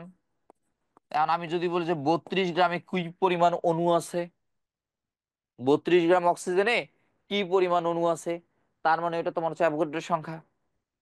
এতটুকু বুঝছো কিনা আগে কবো। আবার 18 গ্রাম ধরো যে পানি, তা এক মোল ধরো যে তোমার হচ্ছে পানি সমান সমান কত? 18 গ্রাম। আমি যদি বলি যে 18 গ্রাম পানিতে কি পরিমাণ অণু আছে, কও। এই জিনিসটা বুঝে না, একবারে সহজ জিনিস কিন্তু। তাহলে এক মোল পানি 18 গ্রাম, এক মোল অক্সিজেন 32 গ্রাম, এক মোল কার্বন ডাই অক্সাইড 44 গ্রাম। আমি যদি বলি 44 গ্রামে কি আছে, কয়টা অণু আছে, এই অ্যাভোগাড্রোর সংখ্যা। 32 গ্রামে কয়টা আছে সেটাও অ্যাভোগাড্রোর সংখ্যা। 18 গ্রামে কয়টা আছে সেটা হচ্ছে অ্যাভোগাড্রোর সংখ্যা। এতটুকু ক্লিয়ার কি ক্লিয়ার না বলো? বুঝছেন? তাহলে একটু ঘুরায় পেঁচাই দেই, একটু ঘুরায় পেঁচাই দেই। হ্যাঁ, 16 গ্রাম অক্সিজেনে কি পরিমাণ অণু আছে বলো? 16 গ্রাম অক্সিজেনে কি পরিমাণ অণু আছে?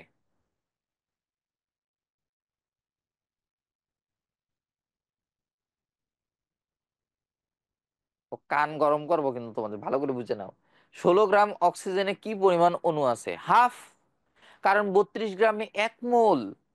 হ্যাঁ, 32 গ্রাম অক্সিজেন মানে কি এক মোল অক্সিজেন। আর এখানে 16 গ্রাম মানে কি হাফ মোল অক্সিজেন। তাহলে 6.022 কি হয়ে যাবে? হাফ হয়ে যাবে না? তখন কি হবে? 3.011 × 10⁻23 অণু আছে এই 16 গ্রাম অক্সিজেনে। এতটুকু ক্লিয়ার কি ক্লিয়ার না?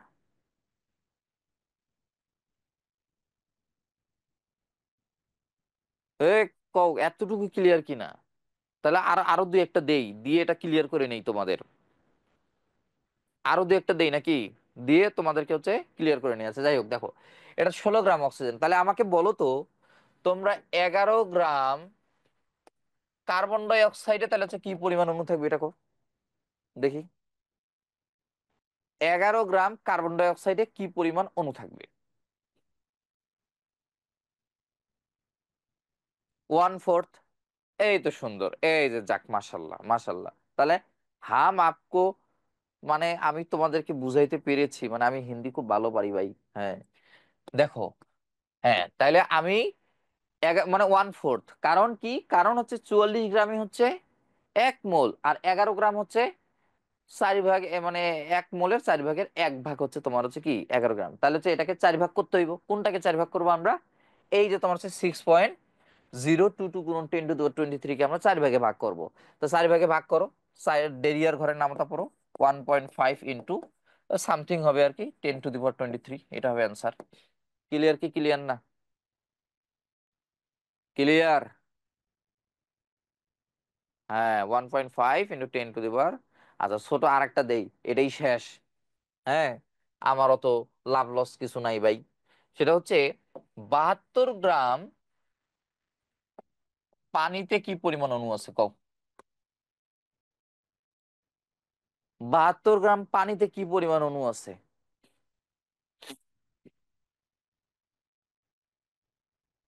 আগে হিসাব করো কয় মল পানি ও জায়গায়। হ্যাঁ, 4 মল পানি, সুন্দর। 4 মল, তার মানে এটা কম না বেশি? এটা তো বেশি, তাই না? 18 গ্রামে 1 মল, তার মানে 72 গ্রামে হচ্ছে কয় মল? 4 মল বেশি। তাহলে কত হইব কও, তাহলে গুণ দিয়ে দেবো আমরা। তাহলে 4 6 কত হবে?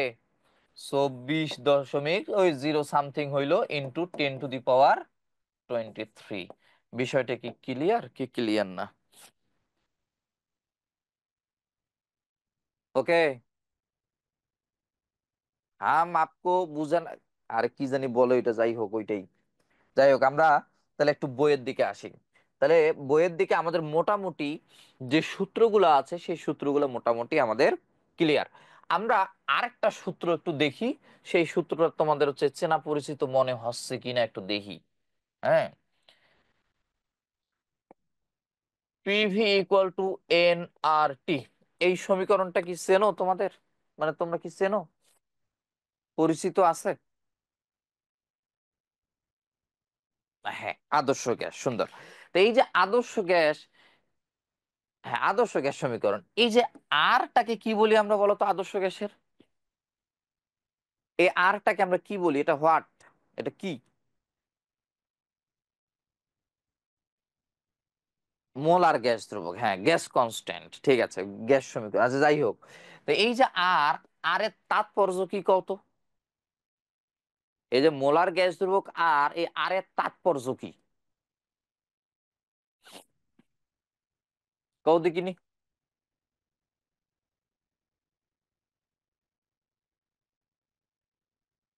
1 মোলে কতটুকু কাজ করে, হ্যাঁ সেটা ঠিক আছে, মানে বাংলায়। এই যে একজন বলছে কারিমা, কি জানি নামটা, কারিমা তুন্নিসা লাবণ্য, হ্যাঁ ঠিক আছে। ওকে।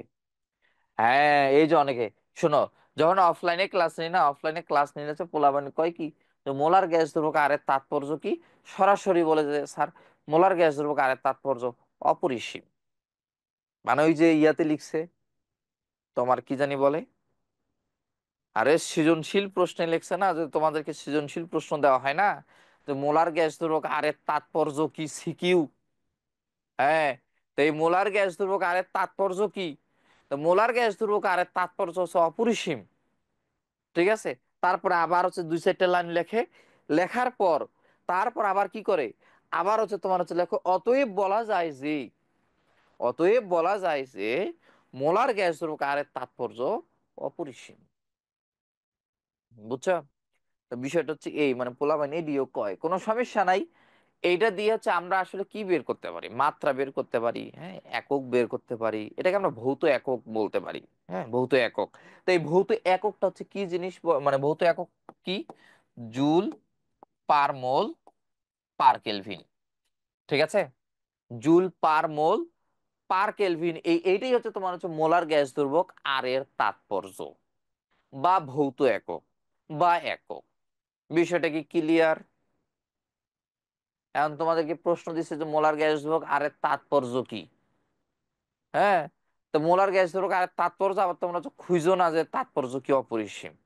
ঠিক আছে, যাই হোক, এখন এই আর এর মান কিন্তু আছে তোমার হচ্ছে 5টা এককে।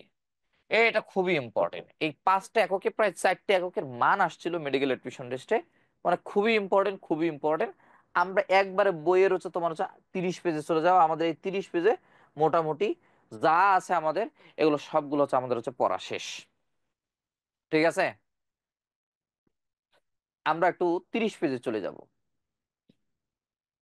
খেলা কিন্তু মাত্র শুরু হইতেছে, বুঝছো? আর বই তো আহে না।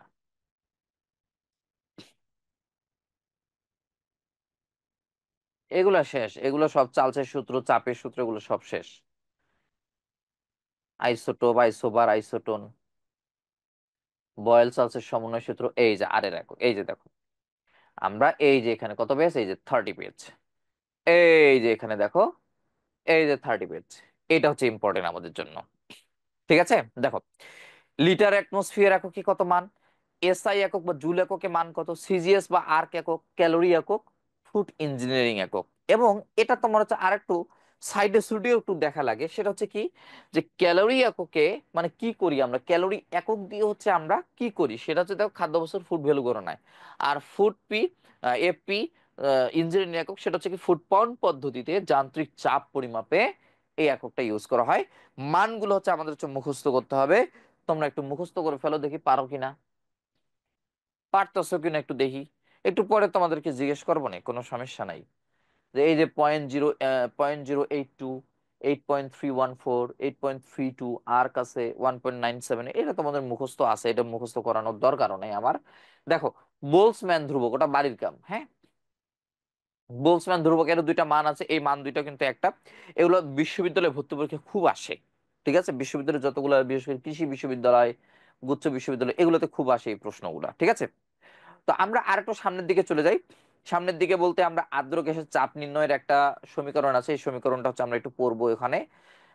এরপরে মোল ভগ্নাংশেরও তোমার হচ্ছে একটা ইয়ে আছে এখানে। তো মোল ভগ্নাংশের ম্যাথ কিন্তু অনেক সহজ আছে। ঠিক আছে, মোল ভগ্নাংশের ম্যাথ হয়তোবা তোমরা বলবা যে ভাইয়া মোল ভগ্নাংশের ম্যাথ তো হচ্ছে মানে করতে একটু কঠিন লাগে। কঠিন না, মানে মোল ভগ্নাংশের ম্যাথটা তোমার হচ্ছে সহজই আছে। এই যে আংশিক চাপ সূত্র, এখানে তোমার হচ্ছে মোল ভগ্নাংশের ম্যাথটা একটু করা দেয়, কি কও? মোল ভগ্নাংশের ম্যাথ একটা আছে এখানে। আহ,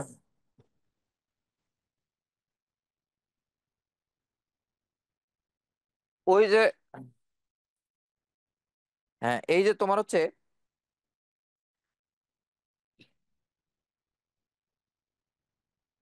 ম্যাথটা হচ্ছে তোমার 1.032 গ্রাম অক্সিজেন দেয়া আছে, আর 0.573 গ্রাম কার্বন ডাই অক্সাইড দেয়া আছে। ঠিক আছে, এই দুইটা দেয়া আছে। বলছে যে কার্বন ডাই অক্সাইডের মোল ভগ্নাংশ তোমার হচ্ছে কত। তো এটা তো হচ্ছে পারা যাবে নাকি, কার্বন ডাই অক্সাইডের হচ্ছে মোল ভগ্নাংশ কত। তো এটা কিভাবে হচ্ছে আমরা করব, প্রথমে এটাকে আণবিক ভর দিয়ে ভাগ করব, এটাকেও আণবিক ভর দিয়ে ভাগ করব, কার্বন ডাই অক্সাইডের আণবিক ভর দিয়ে ভাগ, অক্সিজেনের আণবিক ভর দিয়ে তোমার হচ্ছে ভাগ করে আমরা মোল সংখ্যাটা বের করব। সেই মোল সংখ্যা তোমার হচ্ছে বের করে উম, মোট যোগ করে তারপর ভাগ দিলেই মোটামুটি হচ্ছে ক্লিয়ার হয়ে যাবে। তাই এটাই তো আমরা পারবো নাকি, করে দেওয়া লাগবে। আরে আপামনিরা, তোমরা কি ঘুমেসে পড়েছো? তোমরা কি ক্লাসে আসো না ঘুমেসে ঘুমেসে? হ্যাঁ, এই একজন বলছে যে আসি রে ভাই আসি, হ্যাঁ ঠিক আছে, থাকতে হইব তো। দেখো, এটা 1.032 গ্রাম তোমার হচ্ছে অক্সিজেন, তাই না? তো অক্সিজেনের আণবিক ভর কত? 32। আবার এটা একসাথে করি আমরা, 573 গ্রাম হচ্ছে carbon die oxide, carbon die অক্সাইডের আণবিক ভর হচ্ছে 44। আচ্ছা, তোমরা পয়েন্ট তুলতে পারো তো নাকি? পয়েন্ট তো তুলতে পারো। পয়েন্ট তুলতে গেলে কি হবে, এই যে ধরো যে এই পয়েন্টটা আমি হচ্ছে তুলে দিলাম, তাহলে নিচে হচ্ছে পয়েন্টের যেহেতু তুলছি পয়েন্ট, তার মানে একটা এক, আর যে কয়টা সংখ্যা হবে সেই কয়টা তোমার হচ্ছে শূন্য হবে নিচে। ঠিক এটাও তোমার হচ্ছে সেম, পয়েন্টের জন্য একটা এক আর সংখ্যা আছে তিনটা, তার মানে হচ্ছে তোমার হচ্ছে তিনটা শূন্য। এই হচ্ছে ক্লিয়ার। হ্যাঁ, অনেকেই পারো অনেকেই পারো না। তাহলে এখানে থাকলো 32,000, এখানে থাকলো তোমার হচ্ছে 1032, তাই তো? এই হচ্ছে ভাগ, ছোটবেলার মতো হচ্ছে ভাগ করে ফেলবো আমরা। ছোটবেলার মতো কিভাবে ভাগ করব, 32,000 দিয়ে কি 1,000-কে ভাগ যায় রে? এ কথা কও না কে? ভাগ যায়, একটু জোরে কই তৈব। ওয়াজ মাহফিলে যখন দেখো পোলাপাইন বইসা যখন বক্তা যখন কয় যে জোরে কন সুবহানাল্লাহ, তখন কি বক্তা মানে শ্রোতাকে আসতে কয়? একটু জোরে কই তৈব। এবং যে যেখান থেকে ক্লাস করতেছো সবাই একটু চিল্লাই চিল্লাই কবা, কোনো সমস্যা নাই।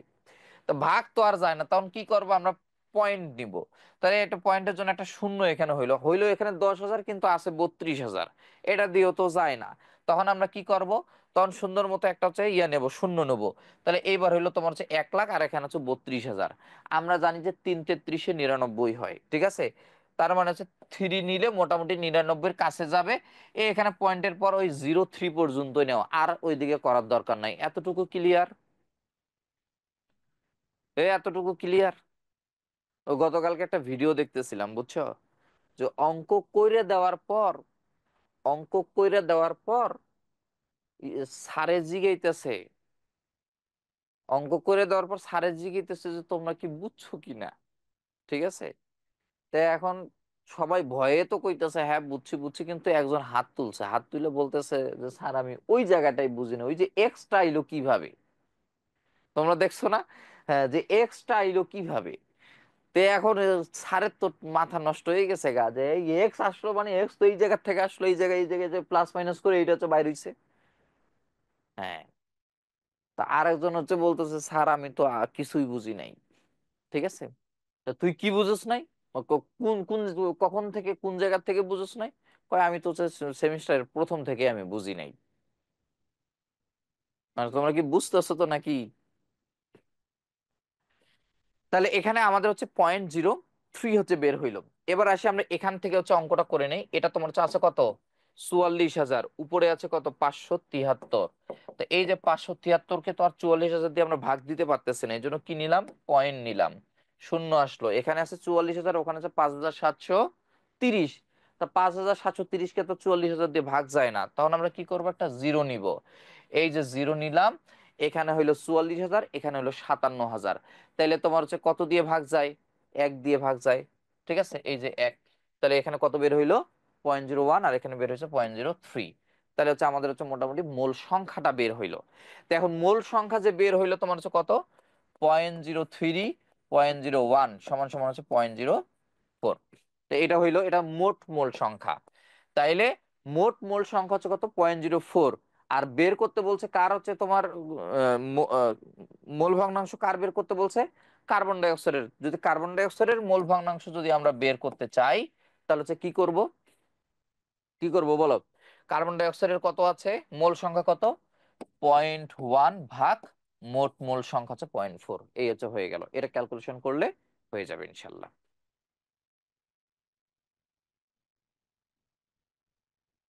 আমি আবারও বুঝাইতেছি, বুঝছি তোমাদের মাথার উপর দিয়ে গেছে।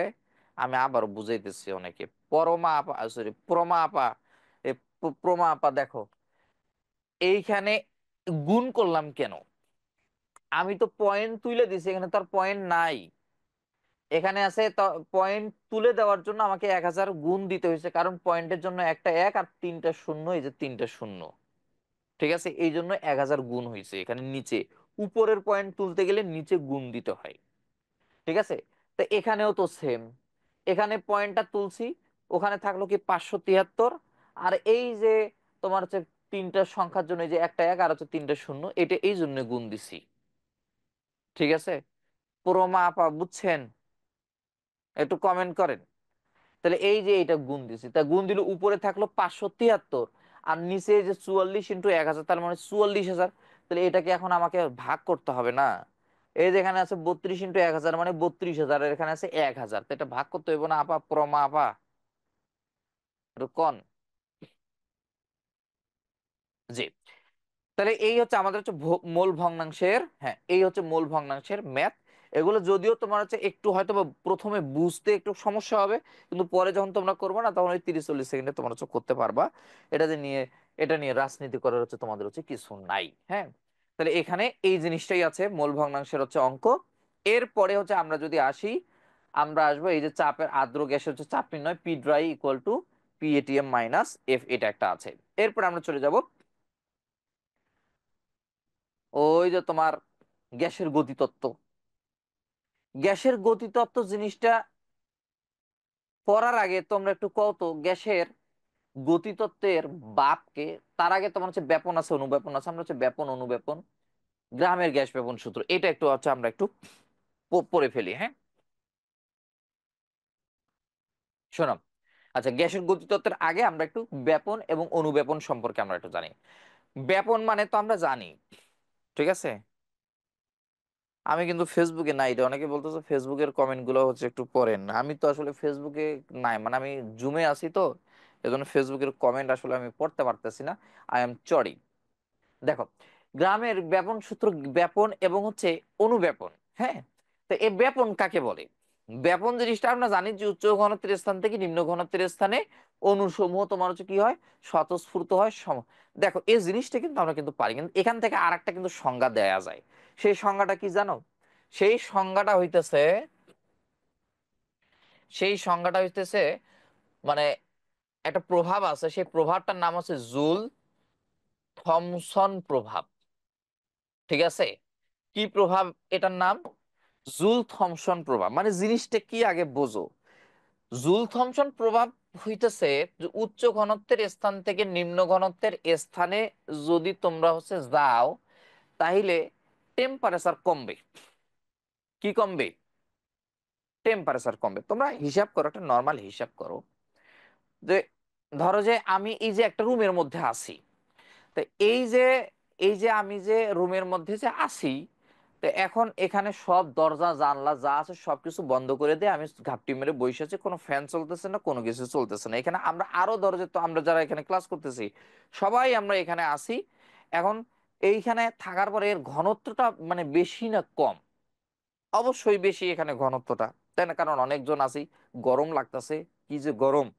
এখন ধরো যে দরজা খুলে দিলাম, খুলে দিয়া ধরো যে এক মানে যারা যারা আমরা বাইর হব, বাইরে গেলে আমাদের এই যে এখানে যে একটু গরম লাগতেছে রুমের মধ্যে, বদ্ধ ঘরের যে গরম লাগতেছে, বাইরে যদি যাই তাহলে আমাদের গরম লাগবে না একটু হৃদয়ে কোমল একটু বাতাস বয়ে যাবে? কোনটা? বাতাসই তো বইবে নাকি? মানে একটু হালকা মনে হবে যে আহ একটু ভাল লাগতেছে, ঠান্ডা লাগতেছে। তার মানে দেখো, উচ্চ ঘনত্বের স্থানে যখন থাকবা তখন কি হবে? টেম্পারেচারটা বাড়বে। আর উচ্চ ঘনত্ব থেকে নিম্ন ঘনত্বের স্থানে যখন যাবা, হ্যাঁ, তো তোমার হচ্ছে নিম্ন ঘনত্বের স্থানে যদি যাও তাহলে কি হবে? টেম্পারেচার কমবে। এইটা বলে জুল আর থমসন বলে দেখছে, এই জন্য এদের নাম হয়েছে জুল থমসন প্রভাব। অথচ এটা কিন্তু আমরা সকাল বিকাল রাত দুপুর আমরা কিন্তু এটা আবিষ্কার করি। কোন জায়গায় গেলে আবিষ্কার করি এটা তোমরা জানো, ঠিক আছে। সকালবেলা উঠে যে জায়গায় যাও ওই জায়গায় গেলেই কিন্তু আমরা মোটামুটি আমরা এটা জুল থমসন প্রভাবটা আবিষ্কার করি সকাল বিকাল, হ্যাঁ। যাই হোক, এগুলো ছোট ছোট জিনিস। হ্যাঁ, আমরাও কিন্তু আবিষ্কার করি, কিন্তু আমাদের নাম নাই, কিন্তু হ্যাগো নাম আছে, ঠিকই আছে। ঠিক আছে। কথা হচ্ছে কি, ধরো ওই আমলে যারা এই জিনিসগুলো আবিষ্কার করছে, দেখবা যে রেসপেক্ট অবশ্যই থাকবে আমাদের, কিন্তু এই আমলে যদি ওই জিনিসগুলো নিয়ে যদি কেউ হচ্ছে মানে আমরা যদি গবেষণা করতাম, আসলে তোমরা মাইনে নিতে না। এটা কিন্তু সত্য। ঠিক আছে। তোমরা জানো যে নিউক্লিক অ্যাসিড, বোটানিতে নিউক্লিক অ্যাসিড কোন জায়গা থেকে তোমার হচ্ছে আবিষ্কার করা হয়েছে তোমরা কি জানো? নিউক্লিক অ্যাসিড কি গবেষণার মাধ্যমে আবিষ্কার করা হয়েছে বলতে পারো?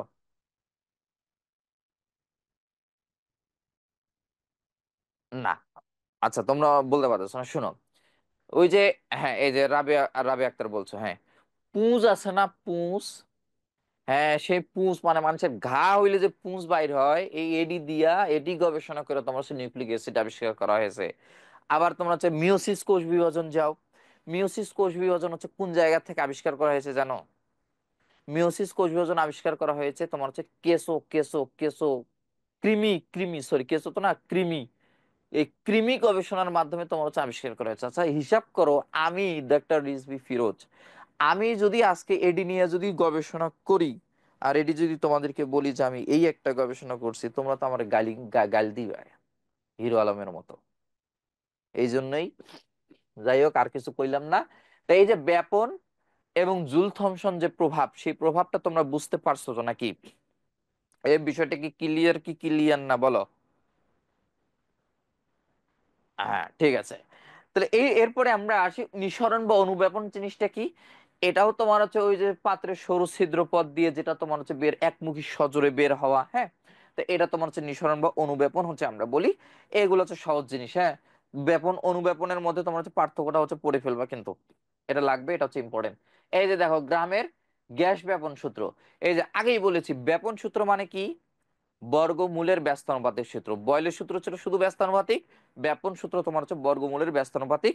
এটার সমীকরণটা আসছিল মেডিকেল এডুকেশন টেস্টে, এই যে R1/R2 equal to √D2/D1 equal to √M2/M1, এটা আসছিল, এটা ইম্পর্টেন্ট। এরপরে তোমার হচ্ছে আধুনিক প্রয়োগ এর একটা আছে, ব্যাপন সূত্রের হচ্ছে আধুনিক প্রয়োগ। দেখো এই যে এখানে এই আধুনিক প্রয়োগটা ইম্পর্টেন্ট, কারণ এখান থেকে অনেকবার প্রশ্ন মেডিকেল এডমিশন টেস্টে আসছিল। সেটা কিভাবে দেখো, এই যে এখানে আণবিক ভর নির্ণয় করা যায়, তারপর উপাদান পৃথককরণ, গাড়িকরণ, অ্যাটমোলিসিস, এই যে তোমার ছোট ছোট এই যে সংজ্ঞাগুলো আছে, এই যে অ্যাটমোলিসিস, অ্যাটমোলিসিস বা অ্যাটমোলাইসিস কাকে বলে, এটা তোমার হচ্ছে ব্যাপন প্রক্রিয়ার থেকে যদি কোনো কিছু আলাদা করা হয়, ঠিক আছে। ব্যাপন প্রক্রিয়া থেকে মানে ব্যাপন প্রক্রিয়ার মাধ্যমে কোনো কিছু দুইটা ইনগ্রিডিয়েন্ট আলাদা করলাম, সে আলাদা করার নাম হচ্ছে অ্যাটমোলিসিস, ঠিক আছে।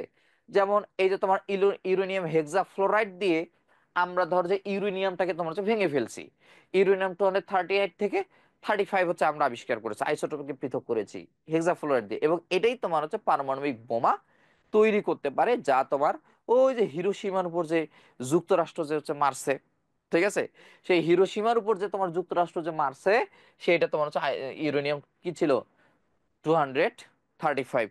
কেন হিরোশিমার উপর মারছিল এটা তো সাধারণ জ্ঞানের হচ্ছে পড়া, ঠিক আছে। হ্যাঁ, জাপানের মধ্যে হচ্ছে মারছে কেন, কারণ জাপান একটু তোমার হচ্ছে পংটামি করছে, এই জন্য তোমার হচ্ছে জাপানের শায়েস্তা করার জন্য এটা হচ্ছে মারছিল। ওটা সাধারণ জ্ঞান আন্তর্জাতিকের পড়া, পড়াই দেবো না ইনশাল্লাহ, আল্লাহ যদি তৌফিক দান করে। এবং সবচেয়ে বড় কথা এখানে কয়েকবার প্রশ্নটা আসছে, মানে 3 থেকে 4 বার এই সেম প্রশ্নটাই মেডিকেল এডমিশন টেস্টে আসছে। সেটা কোনটা, সেটা হচ্ছে ওই যে নিউক্লিয়ার পাওয়ার স্টেশনের জ্বালানি হিসাবে কেবল 235 ইউজ, এটা তোমরা হচ্ছে ফিজিক্সেও পাবা, ফিজিক্সেও আছে। তোমাদের কোন চ্যাপ্টারে আছে জানো, কাজ শক্তি ক্ষমতায় আছে, শক্তির নিত্যতা সূত্র নামে যে ইয়াটা আছে, হ্যাঁ। সেই শক্তির নিত্যতা সূত্র যেটা আছে, সেই শক্তির নিত্যতা সূত্র ওখানে যাই দেখবো মাঝখানে দেয়া আছে যে নিউক্লিয়ার রিঅ্যাক্টর হিসেবে ইউজ করা হয় এই ইউরেনিয়াম 235।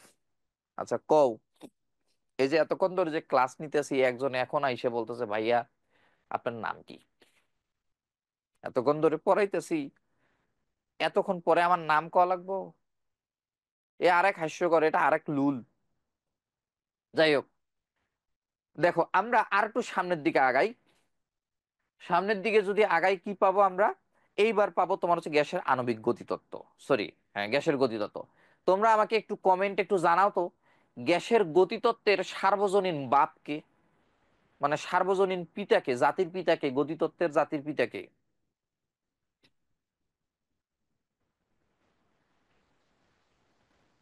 বলো। এই যে গ্যাসের গতিতত্ত্ব আমরা পেয়েছি, বলো গ্যাসের গতিতত্ত্বের জনক।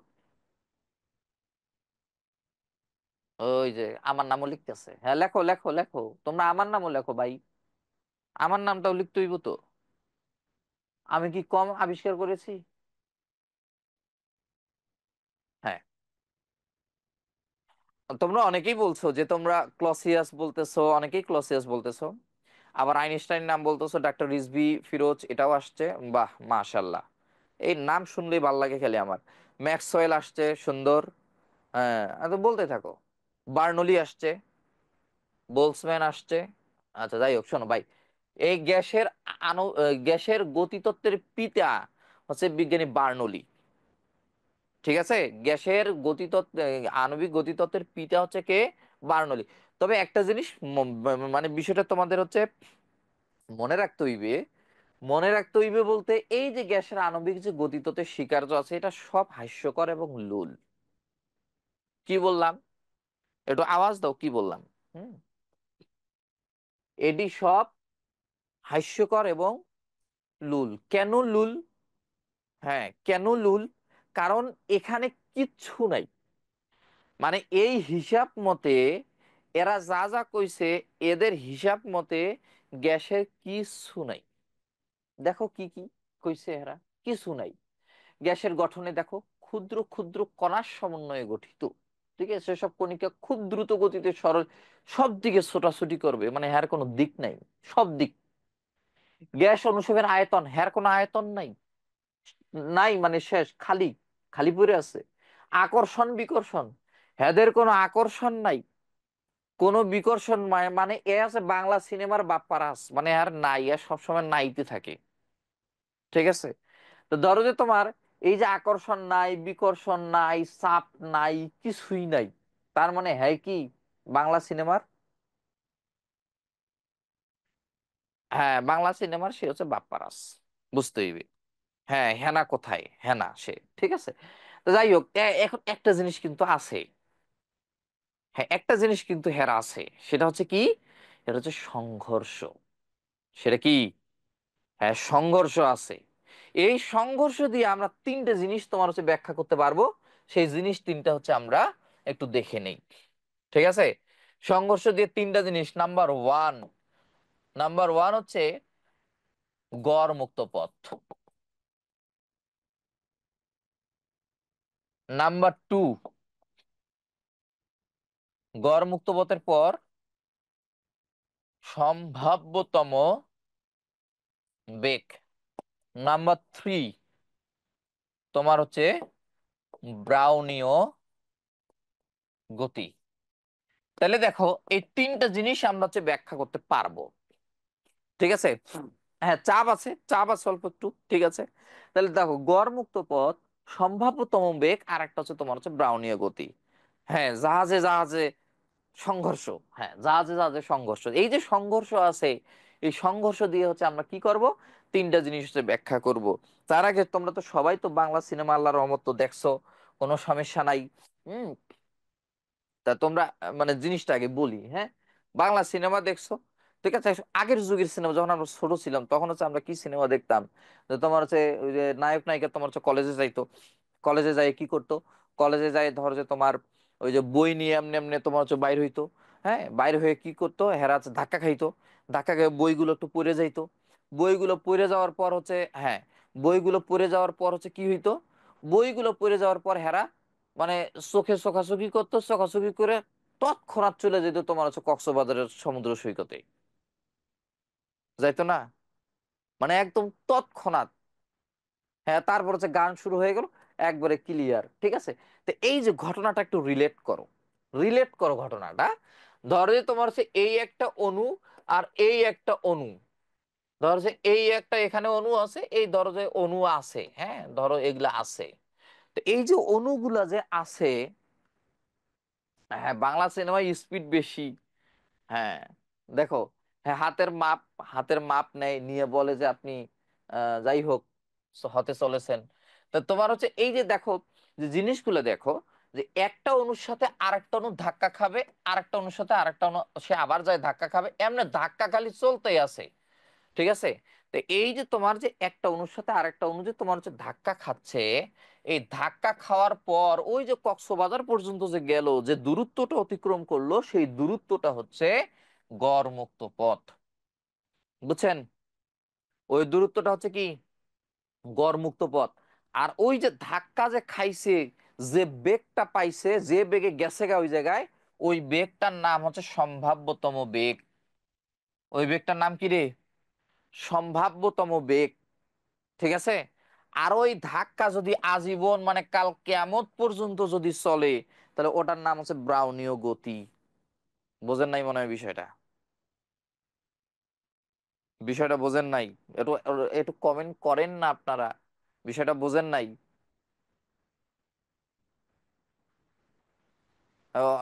দুই একজন বলতেছে যে না, আমি আবারও বলতেছি, কোনো সমস্যা নাই, মাই দায়িত্ব ইজ আবার বলা।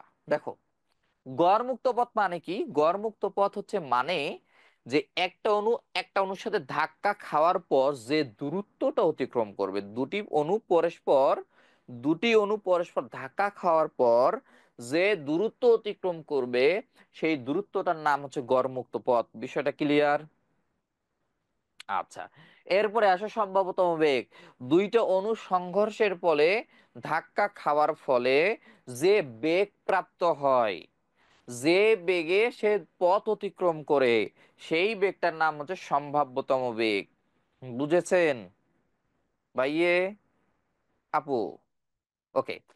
এরপর সে ব্রাউনীয় গতি। ব্রাউনীয় গতি মানে হচ্ছে এই যে দুইটা অণু পরস্পর যে ধাক্কা খাবে, এই দুইটা অণু ধাক্কা খাবে, এ আরেক জায়গায় টোকাটুকি করবে, ও আরেক জায়গায় টোকাটুকি করবে, মানে এই টোকাটুকিটা খালি চলবেই, মানে এটার কোনো শেষ নাই। যদি এরকমটা হয় তাহলে সেটাকে আমরা কি বলি? ব্রাউনীয় গতি বলি। সেটাকে আমরা কি বলি? ব্রাউনীয় গতি। মানে এই গতিটা অবিরাম চলবে, অবিরাম চলবে। এবং এই ব্রাউনীয় গতি তোমরা কর্মমুখী রসায়নে যাবা, কর্মমুখী রসায়নে দেখবে এই ব্রাউনীয় গতি আছে ওখানে। এবং ওখানে হচ্ছে দ্রবণ, কলয়েড আছে না, সাসপেনশন। সাসপেনশন কাকে বলে? সাসপেনশন মানে কি? অধক্ষেপ পড়া। সাসপেনশন মানে কি? অধক্ষেপ পড়া। তো এই যে অধক্ষেপ যে পড়বে, কেন পড়বে? কারণ ওই দ্রবণে যতগুলো অণু ছিল সেই অণুগুলা নিস্তেজ হয়ে গেছে, মানে এরা আর একে অপরের ধাক্কা খাচ্ছে না। যেহেতু ধাক্কা খাচ্ছে না, সে কি করে নিস্তেজ হয়ে নিচে অধক্ষেপ করতেছে। সেই অধক্ষেপ তার তার মানে ওখানে যেহেতু ধাক্কা খাচ্ছে না অণুগুলো একটা অণুর সাথে, তার মানে অধক্ষেপ, তার মানে ওই জিনিসটা সাসপেনশন, এবং ওখানে কি নাই? ব্রাউনীয় গতিটা নাই। বুঝছেন? বুঝছেন বিষয়টা? তার মানে কি? তার মানে হচ্ছে যার ব্রাউনীয় গতি নাই, অবিরাম যে ধাক্কা খাবে না, যদি ধাক্কা না খায় তাহলে তার সাসপেনশন হবে, আর যদি ধাক্কা খায় অবিরাম, তার মানে সেটা কি হবে? কলয়েড। বুঝছেন এটি? বুঝাইতেছি কিন্তু আমি, আমার কিন্তু বুঝ কিন্তু হইতেছে, এরপরে যদি কেউ যে বুঝি নাই, কান গরম করব কিন্তু। হ্যাঁ, যাই হোক, তাহলে এই তিনটা জিনিস আমাদের ক্লিয়ার। তিনটা জিনিস ওকে। ওকে, এবার তোমরা বইয়ে যাও, বইয়ে যায় দেখো খুব সুন্দর করে এগুলো দেওয়া আছে। এই যে এখানে যা যা বলেছি আমরা তো গতিতত্ত্ব তো হিসাবই করলাম। এই যে দেখো, এই যে এখানে দেখো গড়মুক্ত পথের সংজ্ঞাটা দেয়া আছে। দেখো কি বলছে? দুটি সংঘর্ষের মধ্যবর্তী দূরত্ব সমূহের গড় মানকে গ্যাসের গড়মুক্ত পথ বলে। ওই যে যে দূরত্ব অতিক্রম করছে তার গড় মানটাকে আমরা কি বলি? গড়মুক্ত পথ বলি। এখানে আরো আছে সম্ভাব্যতম বেগও আছে। তবে এখানে তিনটা জিনিসের হচ্ছে সমীকরণগুলো হচ্ছে আমাদের পড়তে হবে। এই যে এখানে সম্ভাব্যতম বেগের সমীকরণ, গড় বেগের সমীকরণ, আরএমএস বেগের, এখানে দাগানো নাই, একটু দাগাই ফেলো ফেলো তোমরা। সম্ভাব্যতম বেগের সমীকরণ, গড় বেগের সমীকরণ, আরএমএস বেগের সমীকরণ। ঠিক আছে? এই তিনটা জিনিস হচ্ছে তোমার হচ্ছে একটু লাগবে আমাদের। এরপরে এই দিকে আছে আমাদের আর কি, আহ তোমার সম্ভাব্যতম বেগও তোমার হচ্ছে এখানে আছে। হ্যাঁ, কই গেল? এবং যে তিনটার কথা বললাম, মানে জিনিস তিনটা সেম টাইপের হওয়া সত্ত্বেও, এই যে এখানে দেখো, এই যে 66 পেজে, এই যে দেখো সম্ভাব্যতম বেগ। এই যে দেখো সম্ভাব্যতম বেগের হচ্ছে সংজ্ঞাটা কি? যে কোনো গ্যাসের অধিকাংশ অণু এদের মধ্যে আন্তঃসংঘর্ষের কারণে কোনো একটি নির্দিষ্ট মুহূর্তে একটি বিশেষ বেগ প্রাপ্ত হয়। ঠিক আছে? এই যে বিশেষ বেগ প্রাপ্ত হয়, এটার নাম হচ্ছে বিশেষ মুহূর্তের ওই বেগকে আমরা, মানে ধাক্কা খাওয়ার আগের যে বেগ আছে সেই বেগকে আমরা সম্ভাব্যতম বেগ বলি। এবং এই যে তিনটে জিনিস যা বললাম না তোমাদেরকে, এই তিনটে জিনিস, জিনিসগুলো একই হলেও তিনজন বিজ্ঞানী আবিষ্কার করেছে। কোন তিনজন বিজ্ঞানী আবিষ্কার করছে? গড় মুক্ত পথ কে আবিষ্কার করেছে কও দেখি, একটু শুনি তোমাদের কাছ থেকে। কও, গড় মুক্ত পথ কে আবিষ্কার করেছে? খালি ম্যাক্সওয়েল আসে। আরে ম্যাক্সওয়েল ছাড়া তোমরা কি আর কিছু পারো না রে আপা? এ ভাই, আমার নামটা কইলেও তো হয়। দেখো, গড় মুক্ত পথ হচ্ছে বিজ্ঞানী ক্লসিয়াস আবিষ্কার করেছে। এবং এই ক্লসিয়াস তোমাদের বইতে কিন্তু মেলা কিছু জিনিস এই ক্লসিয়াসের নামের পাশে কিন্তু আছে। মেলা কিছু জিনিস আবিষ্কার করছে ক্লসিয়াস। কি কি আবিষ্কার করছে বলো তো? তাপ গতিবিদ্যা চ্যাপ্টারে যাবা, তাপ গতিবিদ্যা চ্যাপ্টারে যাই দেখবা যে এই ক্লসিয়াস ওখানে তাপ গতিবিদ্যার শূন্যতম সূত্র, প্রথম সূত্র, দ্বিতীয় সূত্র আছে না, তা কোন সূত্রটা দিয়েছে কতে? তাপ গতিবিদ্যার শূন্যতম সূত্র কে দেন? দেখি একটু তোমরা পারতেছো কিনা। তাপ গতিবিদ্যার শূন্যতম সূত্র কে দেন? বিজ্ঞানী বলে জুল দেন, কও দেখি। তোমরা এক কাজ করো, তোমরা মাটি খোঁড়ো, আমি ওখানে ঢুকি যাই। হ্যাঁ, এটাই মনে হয় ভালো হয়, আল্লাহর রহমত। তাপ গতিবিদ্যার সূত্র ক্লসিয়াস, শূন্যতম সূত্র ক্লসিয়াস দেয় নাই রে আপা, দিয়েছে বিজ্ঞানী আর এস ফাওলার। তাপগতিবিদ্যার শূন্যতম সূত্র, যেই শূন্যতম সূত্র দিয়া যেই শূন্যতম সূত্র দিয়া তোমাদের হচ্ছে থার্মোমিটার আবিষ্কার করা হয়েছে, আর ফাউলার। মনে ছিল না তোমাদের, এখন মনে পড়ছে না? মানে আমি কইলে তোমাদের মনে পড়বে। ও হ্যাঁ, ওই যে ওইটা পড়ছিলাম, যাই হোক। তো এই ক্লসিয়াস ওখানে শূন্যতম সূত্র না, প্রথম সূত্রের হচ্ছে জুলের সাথে দিয়েছে। দ্বিতীয় সূত্র, আরো যে চারটে বিবৃতি আছে তার মধ্যে একটা বিবৃতি ছিল এই ক্লসিয়াসের। এখানে দেখো গড়মুক্ত পথ আবিষ্কার করছে, আদর্শ গ্যাসের গতীয় সমীকরণ তোমার হচ্ছে দিয়েছে, এবং তাপগতিবিদ্যার ওই সূত্রের গুলোর ওখানে এন্ট্রপি যেটা আছে সেই এন্ট্রপিটাও তোমার হচ্ছে নামকরণ করেছেন এই বিজ্ঞানী ক্লসিয়াস। তাহলে দেখো 5-6টা জিনিস হয়ে গেল। ঠিক আছে, তাহলে ক্লসিয়াস দিয়েছে কি? গড়মুক্ত পথ। সম্ভাব্যতম বেগ বিজ্ঞানী ম্যাক্সওয়েল হচ্ছে দিয়েছে। ঠিক আছে, সম্ভাব্যতম বেগ কে দিয়েছে? বিজ্ঞানী ম্যাক্সওয়েল। আর এই যে তোমার হচ্ছে ব্রাউনীয় গতি, এই ব্রাউনীয় গতি বিজ্ঞানী আইনস্টাইন। যদিও আমার ভাই হয়, আমরা একসাথে হচ্ছে ঘুরে বেড়াইছিলাম আর কি। ঠিক আছে, সে খুব ভালো ছিল, অনেক ইয়া ছিল আর কি, ব্রিলিয়ান্ট ছিল। আইনস্টাইল হয়ে গেছে, এটা আইনস্টাইন হবে। হ্যাঁ, আইনস্টাইন। ক্লিয়ার বিষয়টা? বিষয়টা ক্লিয়ার? তিনজন বিজ্ঞানী তিনটা আবিষ্কার করেছে, শেষ। এরপরে আমরা আর একটু সামনের দিকে যদি আগাই, সামনের দিকে আগাইলে হচ্ছে আমরা পাবো কি? আদর্শ গ্যাস এবং হচ্ছে বাস্তব গ্যাস হচ্ছে আমরা পাবো। প্রকৃতিতে তোমরা জানো যে আদর্শ গ্যাস বাস্তব গ্যাস আসলে কোনটা আছে কোনটা নাই। এখানে একটা জিনিস আজকে আমরা এই পর্যন্তই পড়বো, একটা জিনিস তোমাদেরকে বুঝাই দেই, তোমরা অনেকে এটা বুঝো না। এই যে আদর্শ গ্যাস হচ্ছে বাস্তব গ্যাস আছে, হ্যাঁ দেখো, বাস্তব গ্যাসের বৈশিষ্ট্যটা পড়লে আদর্শ গ্যাসের বৈশিষ্ট্য আর হচ্ছে পড়া লাগে না। হ্যাঁ, যদিও এখানে এনারা একটু বেশি লিখছে, হাজারি স্যার তোমার হচ্ছে একটু লাইনগুলো একটু ব্রড করছে। দেখো এই যে বাস্তব গ্যাসের বৈশিষ্ট্য কেমনে ব্রড করছে, আমি জাস্ট হচ্ছে তোমাদেরকে একটু দেখাই দিই। হ্যাঁ দেখো, এই যে এক নাম্বারটা কি বলছে, যে বাস্তব গ্যাসগুলো পুরোপুরি ভাবে গ্যাসের সমীকরণ মেনে চলে না, আর আদর্শ গ্যাস তো পিভি ইকুয়াল টু এনআরটি মেনে চলে। ঠিক আছে, এটা মেনে চলে না, এটা তাহলে কোন সূত্র মেনে চলে? সেই সূত্রটা হচ্ছে ভ্যান ডার ওয়ালস সমীকরণ। তার মানে ওই এক আর তোমার হচ্ছে সাইড, যে কোনো একটা রাখলেই হইতো এখানে, যে তোমার এটা মেনে চলে না এটা। আবার দেখো দুই নাম্বারটা, যে এক অ্যাটমসফিয়ার চাপ বা তার নিচে এবং উচ্চ তাপমাত্রায় বাস্তব গ্যাসসমূহ মোটামুটি আদর্শ আচরণ করে। লাইনটা ঠিক আছে, কিন্তু ওই লাইনের একটা ব্যাখ্যা দিছে, মানে তর্জমা করছে, তফসির করছে এই জায়গাটাতে। চাপ যত নিম্ন, তাপমাত্রা যত উচ্চ, ততই ন্যায় হয়। তো এটা তো ওই লাইনেই আছে, যে এক অ্যাটমসফিয়ার বা চাপ বা তার নিচে এবং উচ্চ তাপমাত্রায় বাস্তব গ্যাস মোটামুটি আদর্শ আচরণ করে। এই লাইনটা তো আর তফসির করার তো দরকার নাই, তাই না? যাই হোক, তো এখানে আমরা আদর্শ গ্যাস আর বাস্তব গ্যাসের মধ্যে পার্থক্য যেটা আছে সেই পার্থক্যটা মোটামুটি সংজ্ঞাটাও আমরা পারবো। আণবিক আকর্ষণ আসলে তো নাই, আকর্ষণ বিকর্ষণ নাই, একটু আগে আমরা গতিতত্ত্ব থেকে আমরা পড়েছি আদর্শ গ্যাসের। আর বাস্তব গ্যাসের মধ্যে আছে আয়তন তো নাই, আমরা গতিতত্ত্ব থেকে বলেছি। আদর্শ গ্যাসের সমীকরণ, বাস্তব গ্যাসের সমীকরণ আমরা দুইটা পড়লাম। এখন আসো 5 আর 6, এই দুইটাতে তোমাদেরকে একটু বুঝাই দেই, বুঝাই দিয়ে আজকে আমরা বাড়ির যাবো গা, ইফতার করবো আজকে। এই যে অভ্যন্তরীণ শক্তি আর এই যে তোমার হচ্ছে সংকোচনশীলতা গুণাঙ্ক। ঠিক আছে, এই দুটো জিনিস দেখো এখানে কি বলছে, যে আদর্শ গ্যাসের অভ্যন্তরীণ শক্তি আয়তনের উপর নির্ভরশীল নয়। তাহলে কত কিসের উপর নির্ভরশীল? কও, তাহলে কিসের উপর নির্ভরশীল? টেম্পারেচারের উপর। হ্যাঁ, এই যে তোমরা অনেকে বলছো তাপমাত্রা, টেম্পারেচার, এই জিনিসটাই তোমার হচ্ছে ইয়াতে আছে, ওই তাপ গতিবিদ্যা চ্যাপ্টারে আছে, যে কোন গ্যাসের অভ্যন্তরীণ শক্তি শুধুমাত্র তাপমাত্রার উপর নির্ভরশীল হয়, তাহলে সেটাকে একটা প্রকল্প বলে। সেই প্রকল্পটার নামটা একটু তোমরা কও, আমি একটু দেখি। সেটাকে একটা প্রকল্প বলে, সেই প্রকল্পের নাম কি? বলো।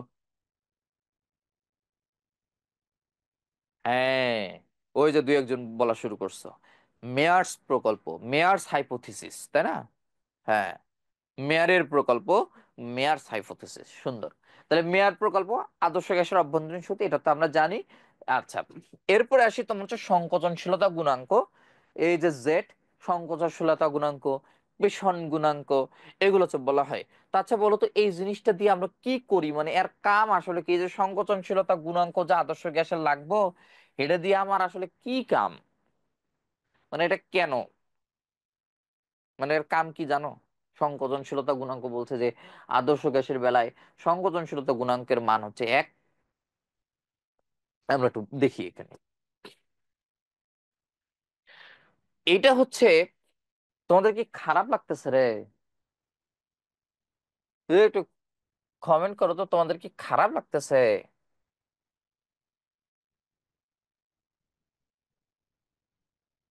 আচ্ছা, খারাপ লাগলে কি বলা যাবে যে খারাপ লাগতেছে? এটা কইও না, হ্যাঁ। মুখের উপর তো বলা যাবে না।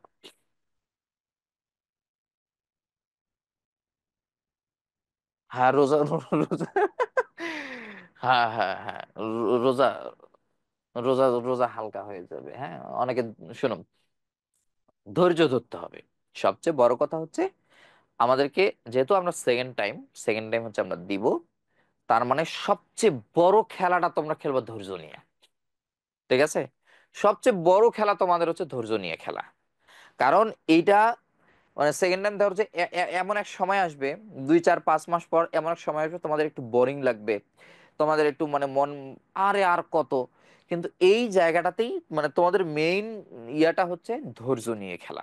ঠিক আছে? এই জিনিসটা যদি আমরা পারি, তাহলেই দেখবো যে আমরা কামিয়াব হবো ইনশাল্লাহ। এবং সেকেন্ড টাইম তো এবছর আরো অনেক বেশি চান্স পেয়েছে। গত বছর 1000 চান্স পেয়েছে, এবছর আরো 1000-এরও বেশি। আমাদের স্টুডেন্ট সংখ্যায় প্রায় হচ্ছে 900+ হচ্ছে স্টুডেন্ট চান্স পেয়েছে। ঠিক আছে? তার মানে সামনে আরো বেশি হবে। তোমরা অনেকে বলতেছো যে ভাইয়া সিট কমাবে, সিট কমাবে। এটা যখনকার হিসাব তখনকার। ঠিক আছে? সিট কমাবে যখনকার হিসাব তখন হিসাব করবা।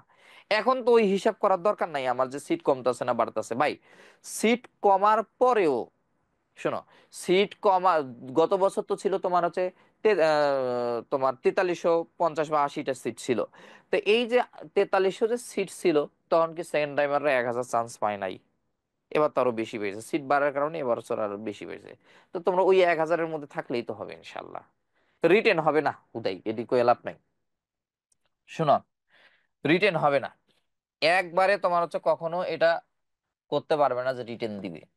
হ্যাঁ, রিটেন দিবে না। দেখো,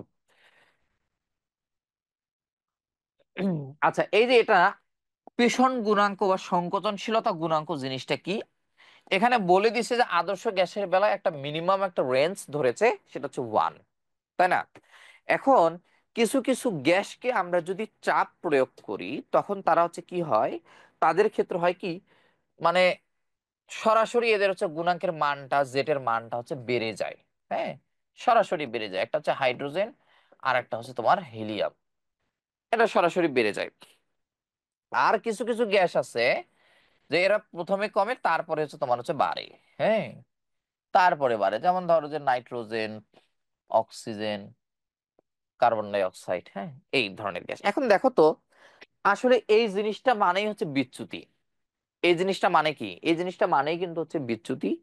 আমরা বুঝলাম যে একটা গ্যাস কতটুকু সংকুচিত হইতে পারে বা কতটুকু বিচ্যুতি হইতে পারে, তার একটা ফর্মুলা হচ্ছে এখানে। দেখো তো, হাইড্রোজেন আর হিলিয়াম কি কোনো বিচ্যুতি হয়েছে?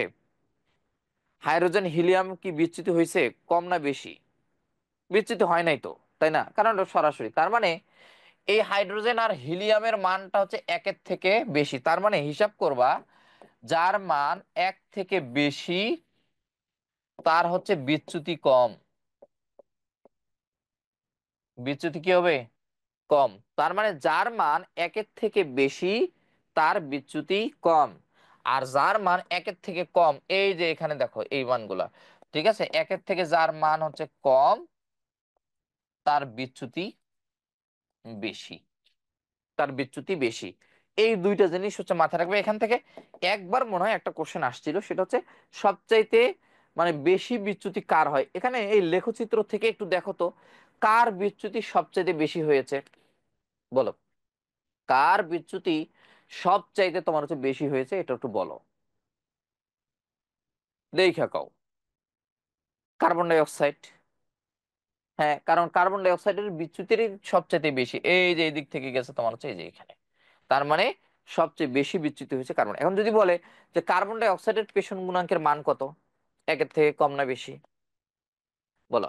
কার্বন ডাই অক্সাইডের পেষণ গুণাঙ্কের তাহলে হচ্ছে মান কত, 1-এর থেকে কম না বেশি? তাহলে 1-এর থেকে কম। তার মানে যার মান 1-এর থেকে কম, তার হচ্ছে বিচ্যুতি কি হবে? তার হচ্ছে বিচ্যুতি হ্যাঁ বেশি হবে। ঠিক আছে, তাহলে দেখো এতটুকু বুঝছো কিনা বলো?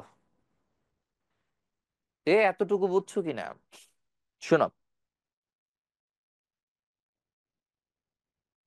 ওকে ওকে ওকে ঠিক আছে, এই যে বুঝতেছো এটাই তো আমার ভাল লাগতেছে ভাই। এটাই ভাল লাগে, আমার খুব ভাল লাগে, খুবই সুন্দর লাগে। যাই হোক, আমরা অনেক কিছু হচ্ছে আজকে অলরেডি হচ্ছে পড়ে ফেললাম। ওজোন স্তর, সিএফসি, এগুলো তো তোমাদেরকে হচ্ছে বলেই দিয়েছি। ঠিক আছে, শোনো এই চ্যাপ্টারে আসলে একবারে টোটাল হচ্ছে বলে দেওয়া যায় কি কি ধরনের হচ্ছে প্রশ্ন এখান থেকে আসে। গত বছর যারা আমার এই পরিবেশ রসায়ন ক্লাস করছো তারা হয়তো বা জানো, আমি গ্যারান্টি দিয়ে তোমার হচ্ছে কিছু কোশ্চেনের হচ্ছে কথা বলছিলাম। ঠিক আছে, যেমন ওই যে আর্সেনিক, লেড, ক্রোমিয়াম, ক্যাডমিয়াম। হ্যাঁ, এই আর্সেনিক, লেড, ক্রোমিয়াম, ক্যাডমিয়াম থেকে এবছর একটা কোশ্চেন আসছে, বলে দিয়েছিলাম হচ্ছে যে এখান থেকে একটা প্রশ্ন আসবেই, আসছে কিন্তু একটা। তারপর তোমার হচ্ছে ওই যে অ্যাসিড বৃষ্টি থেকে, এগুলো তো নর্মাল জিনিস, এগুলো তো বলাই যায়। ঠিক আছে, সবগুলো। এবং এখানে যতগুলো ইম্পর্টেন্ট তোমার হচ্ছে টপিক আছে, সেই টপিকগুলোই তোমার হচ্ছে এখানে আজকে হচ্ছে বোঝাইলাম। দুই একটা টপিক হচ্ছে তোমার হচ্ছে বাদ আছে, এটা হচ্ছে আমরা ইয়াতে হচ্ছে পড়ে ফেলবো ইনশাল্লাহ।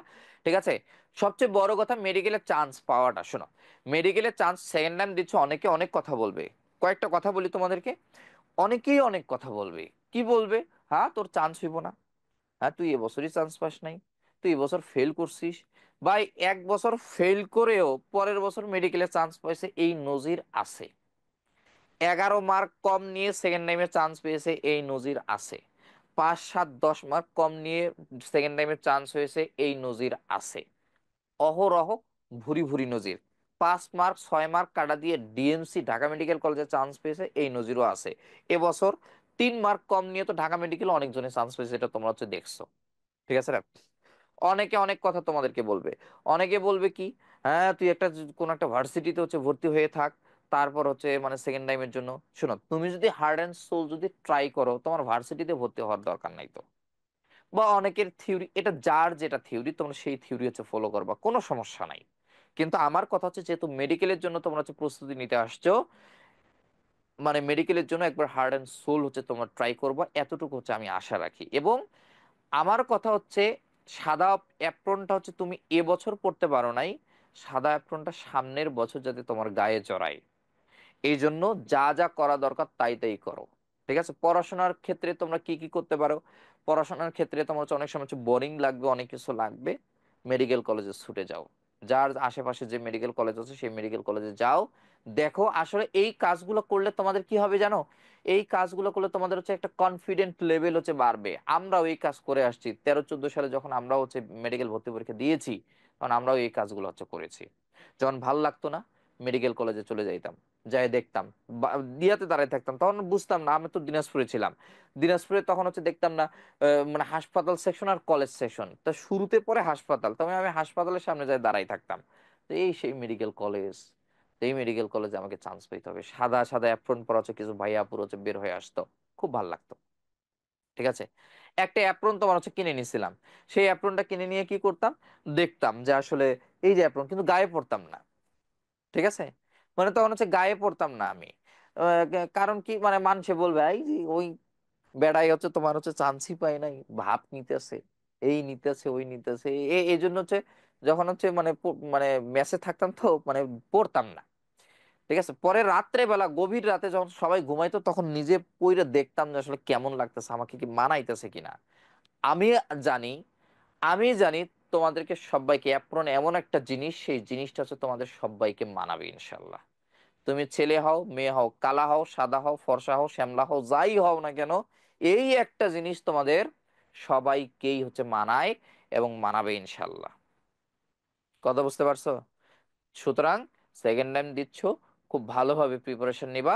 আগামীর মেডিকেল এডমিশন টেস্টে আমি তোমার একটা সিট হচ্ছে দেখতে চাই। পারবো তো ইনশাল্লাহ? পারবো তো ইনশাল্লাহ? দিনাজপুরের কোন উপজেলা? শ্রীবন্দর। একটু জোরে কও না ভাই, মনে হইতেছে তোমরা দোয়া আমার জন্য করতেছো। তো এখানে দোয়া ডক্টর রিজভী ফিরোজের জন্য হইতেছে, দোয়া কি আমার জন্য হইতেছে না তোমাদের জন্য? তো ইনশাল্লাহর পরিমাণটা একটু জোরে হইতে হইব। ইনশাআল্লাহ তোমাদের জন্য দোয়া থাকলো, তোমাদের জন্য ভালোবাসা থাকলো। নেক্সট কোনো ক্লাসে দেখা হবে ইনশাআল্লাহ। আসসালামু আলাইকুম ওয়া রাহমাতুল্লাহি ওয়া বারাকাতুহু।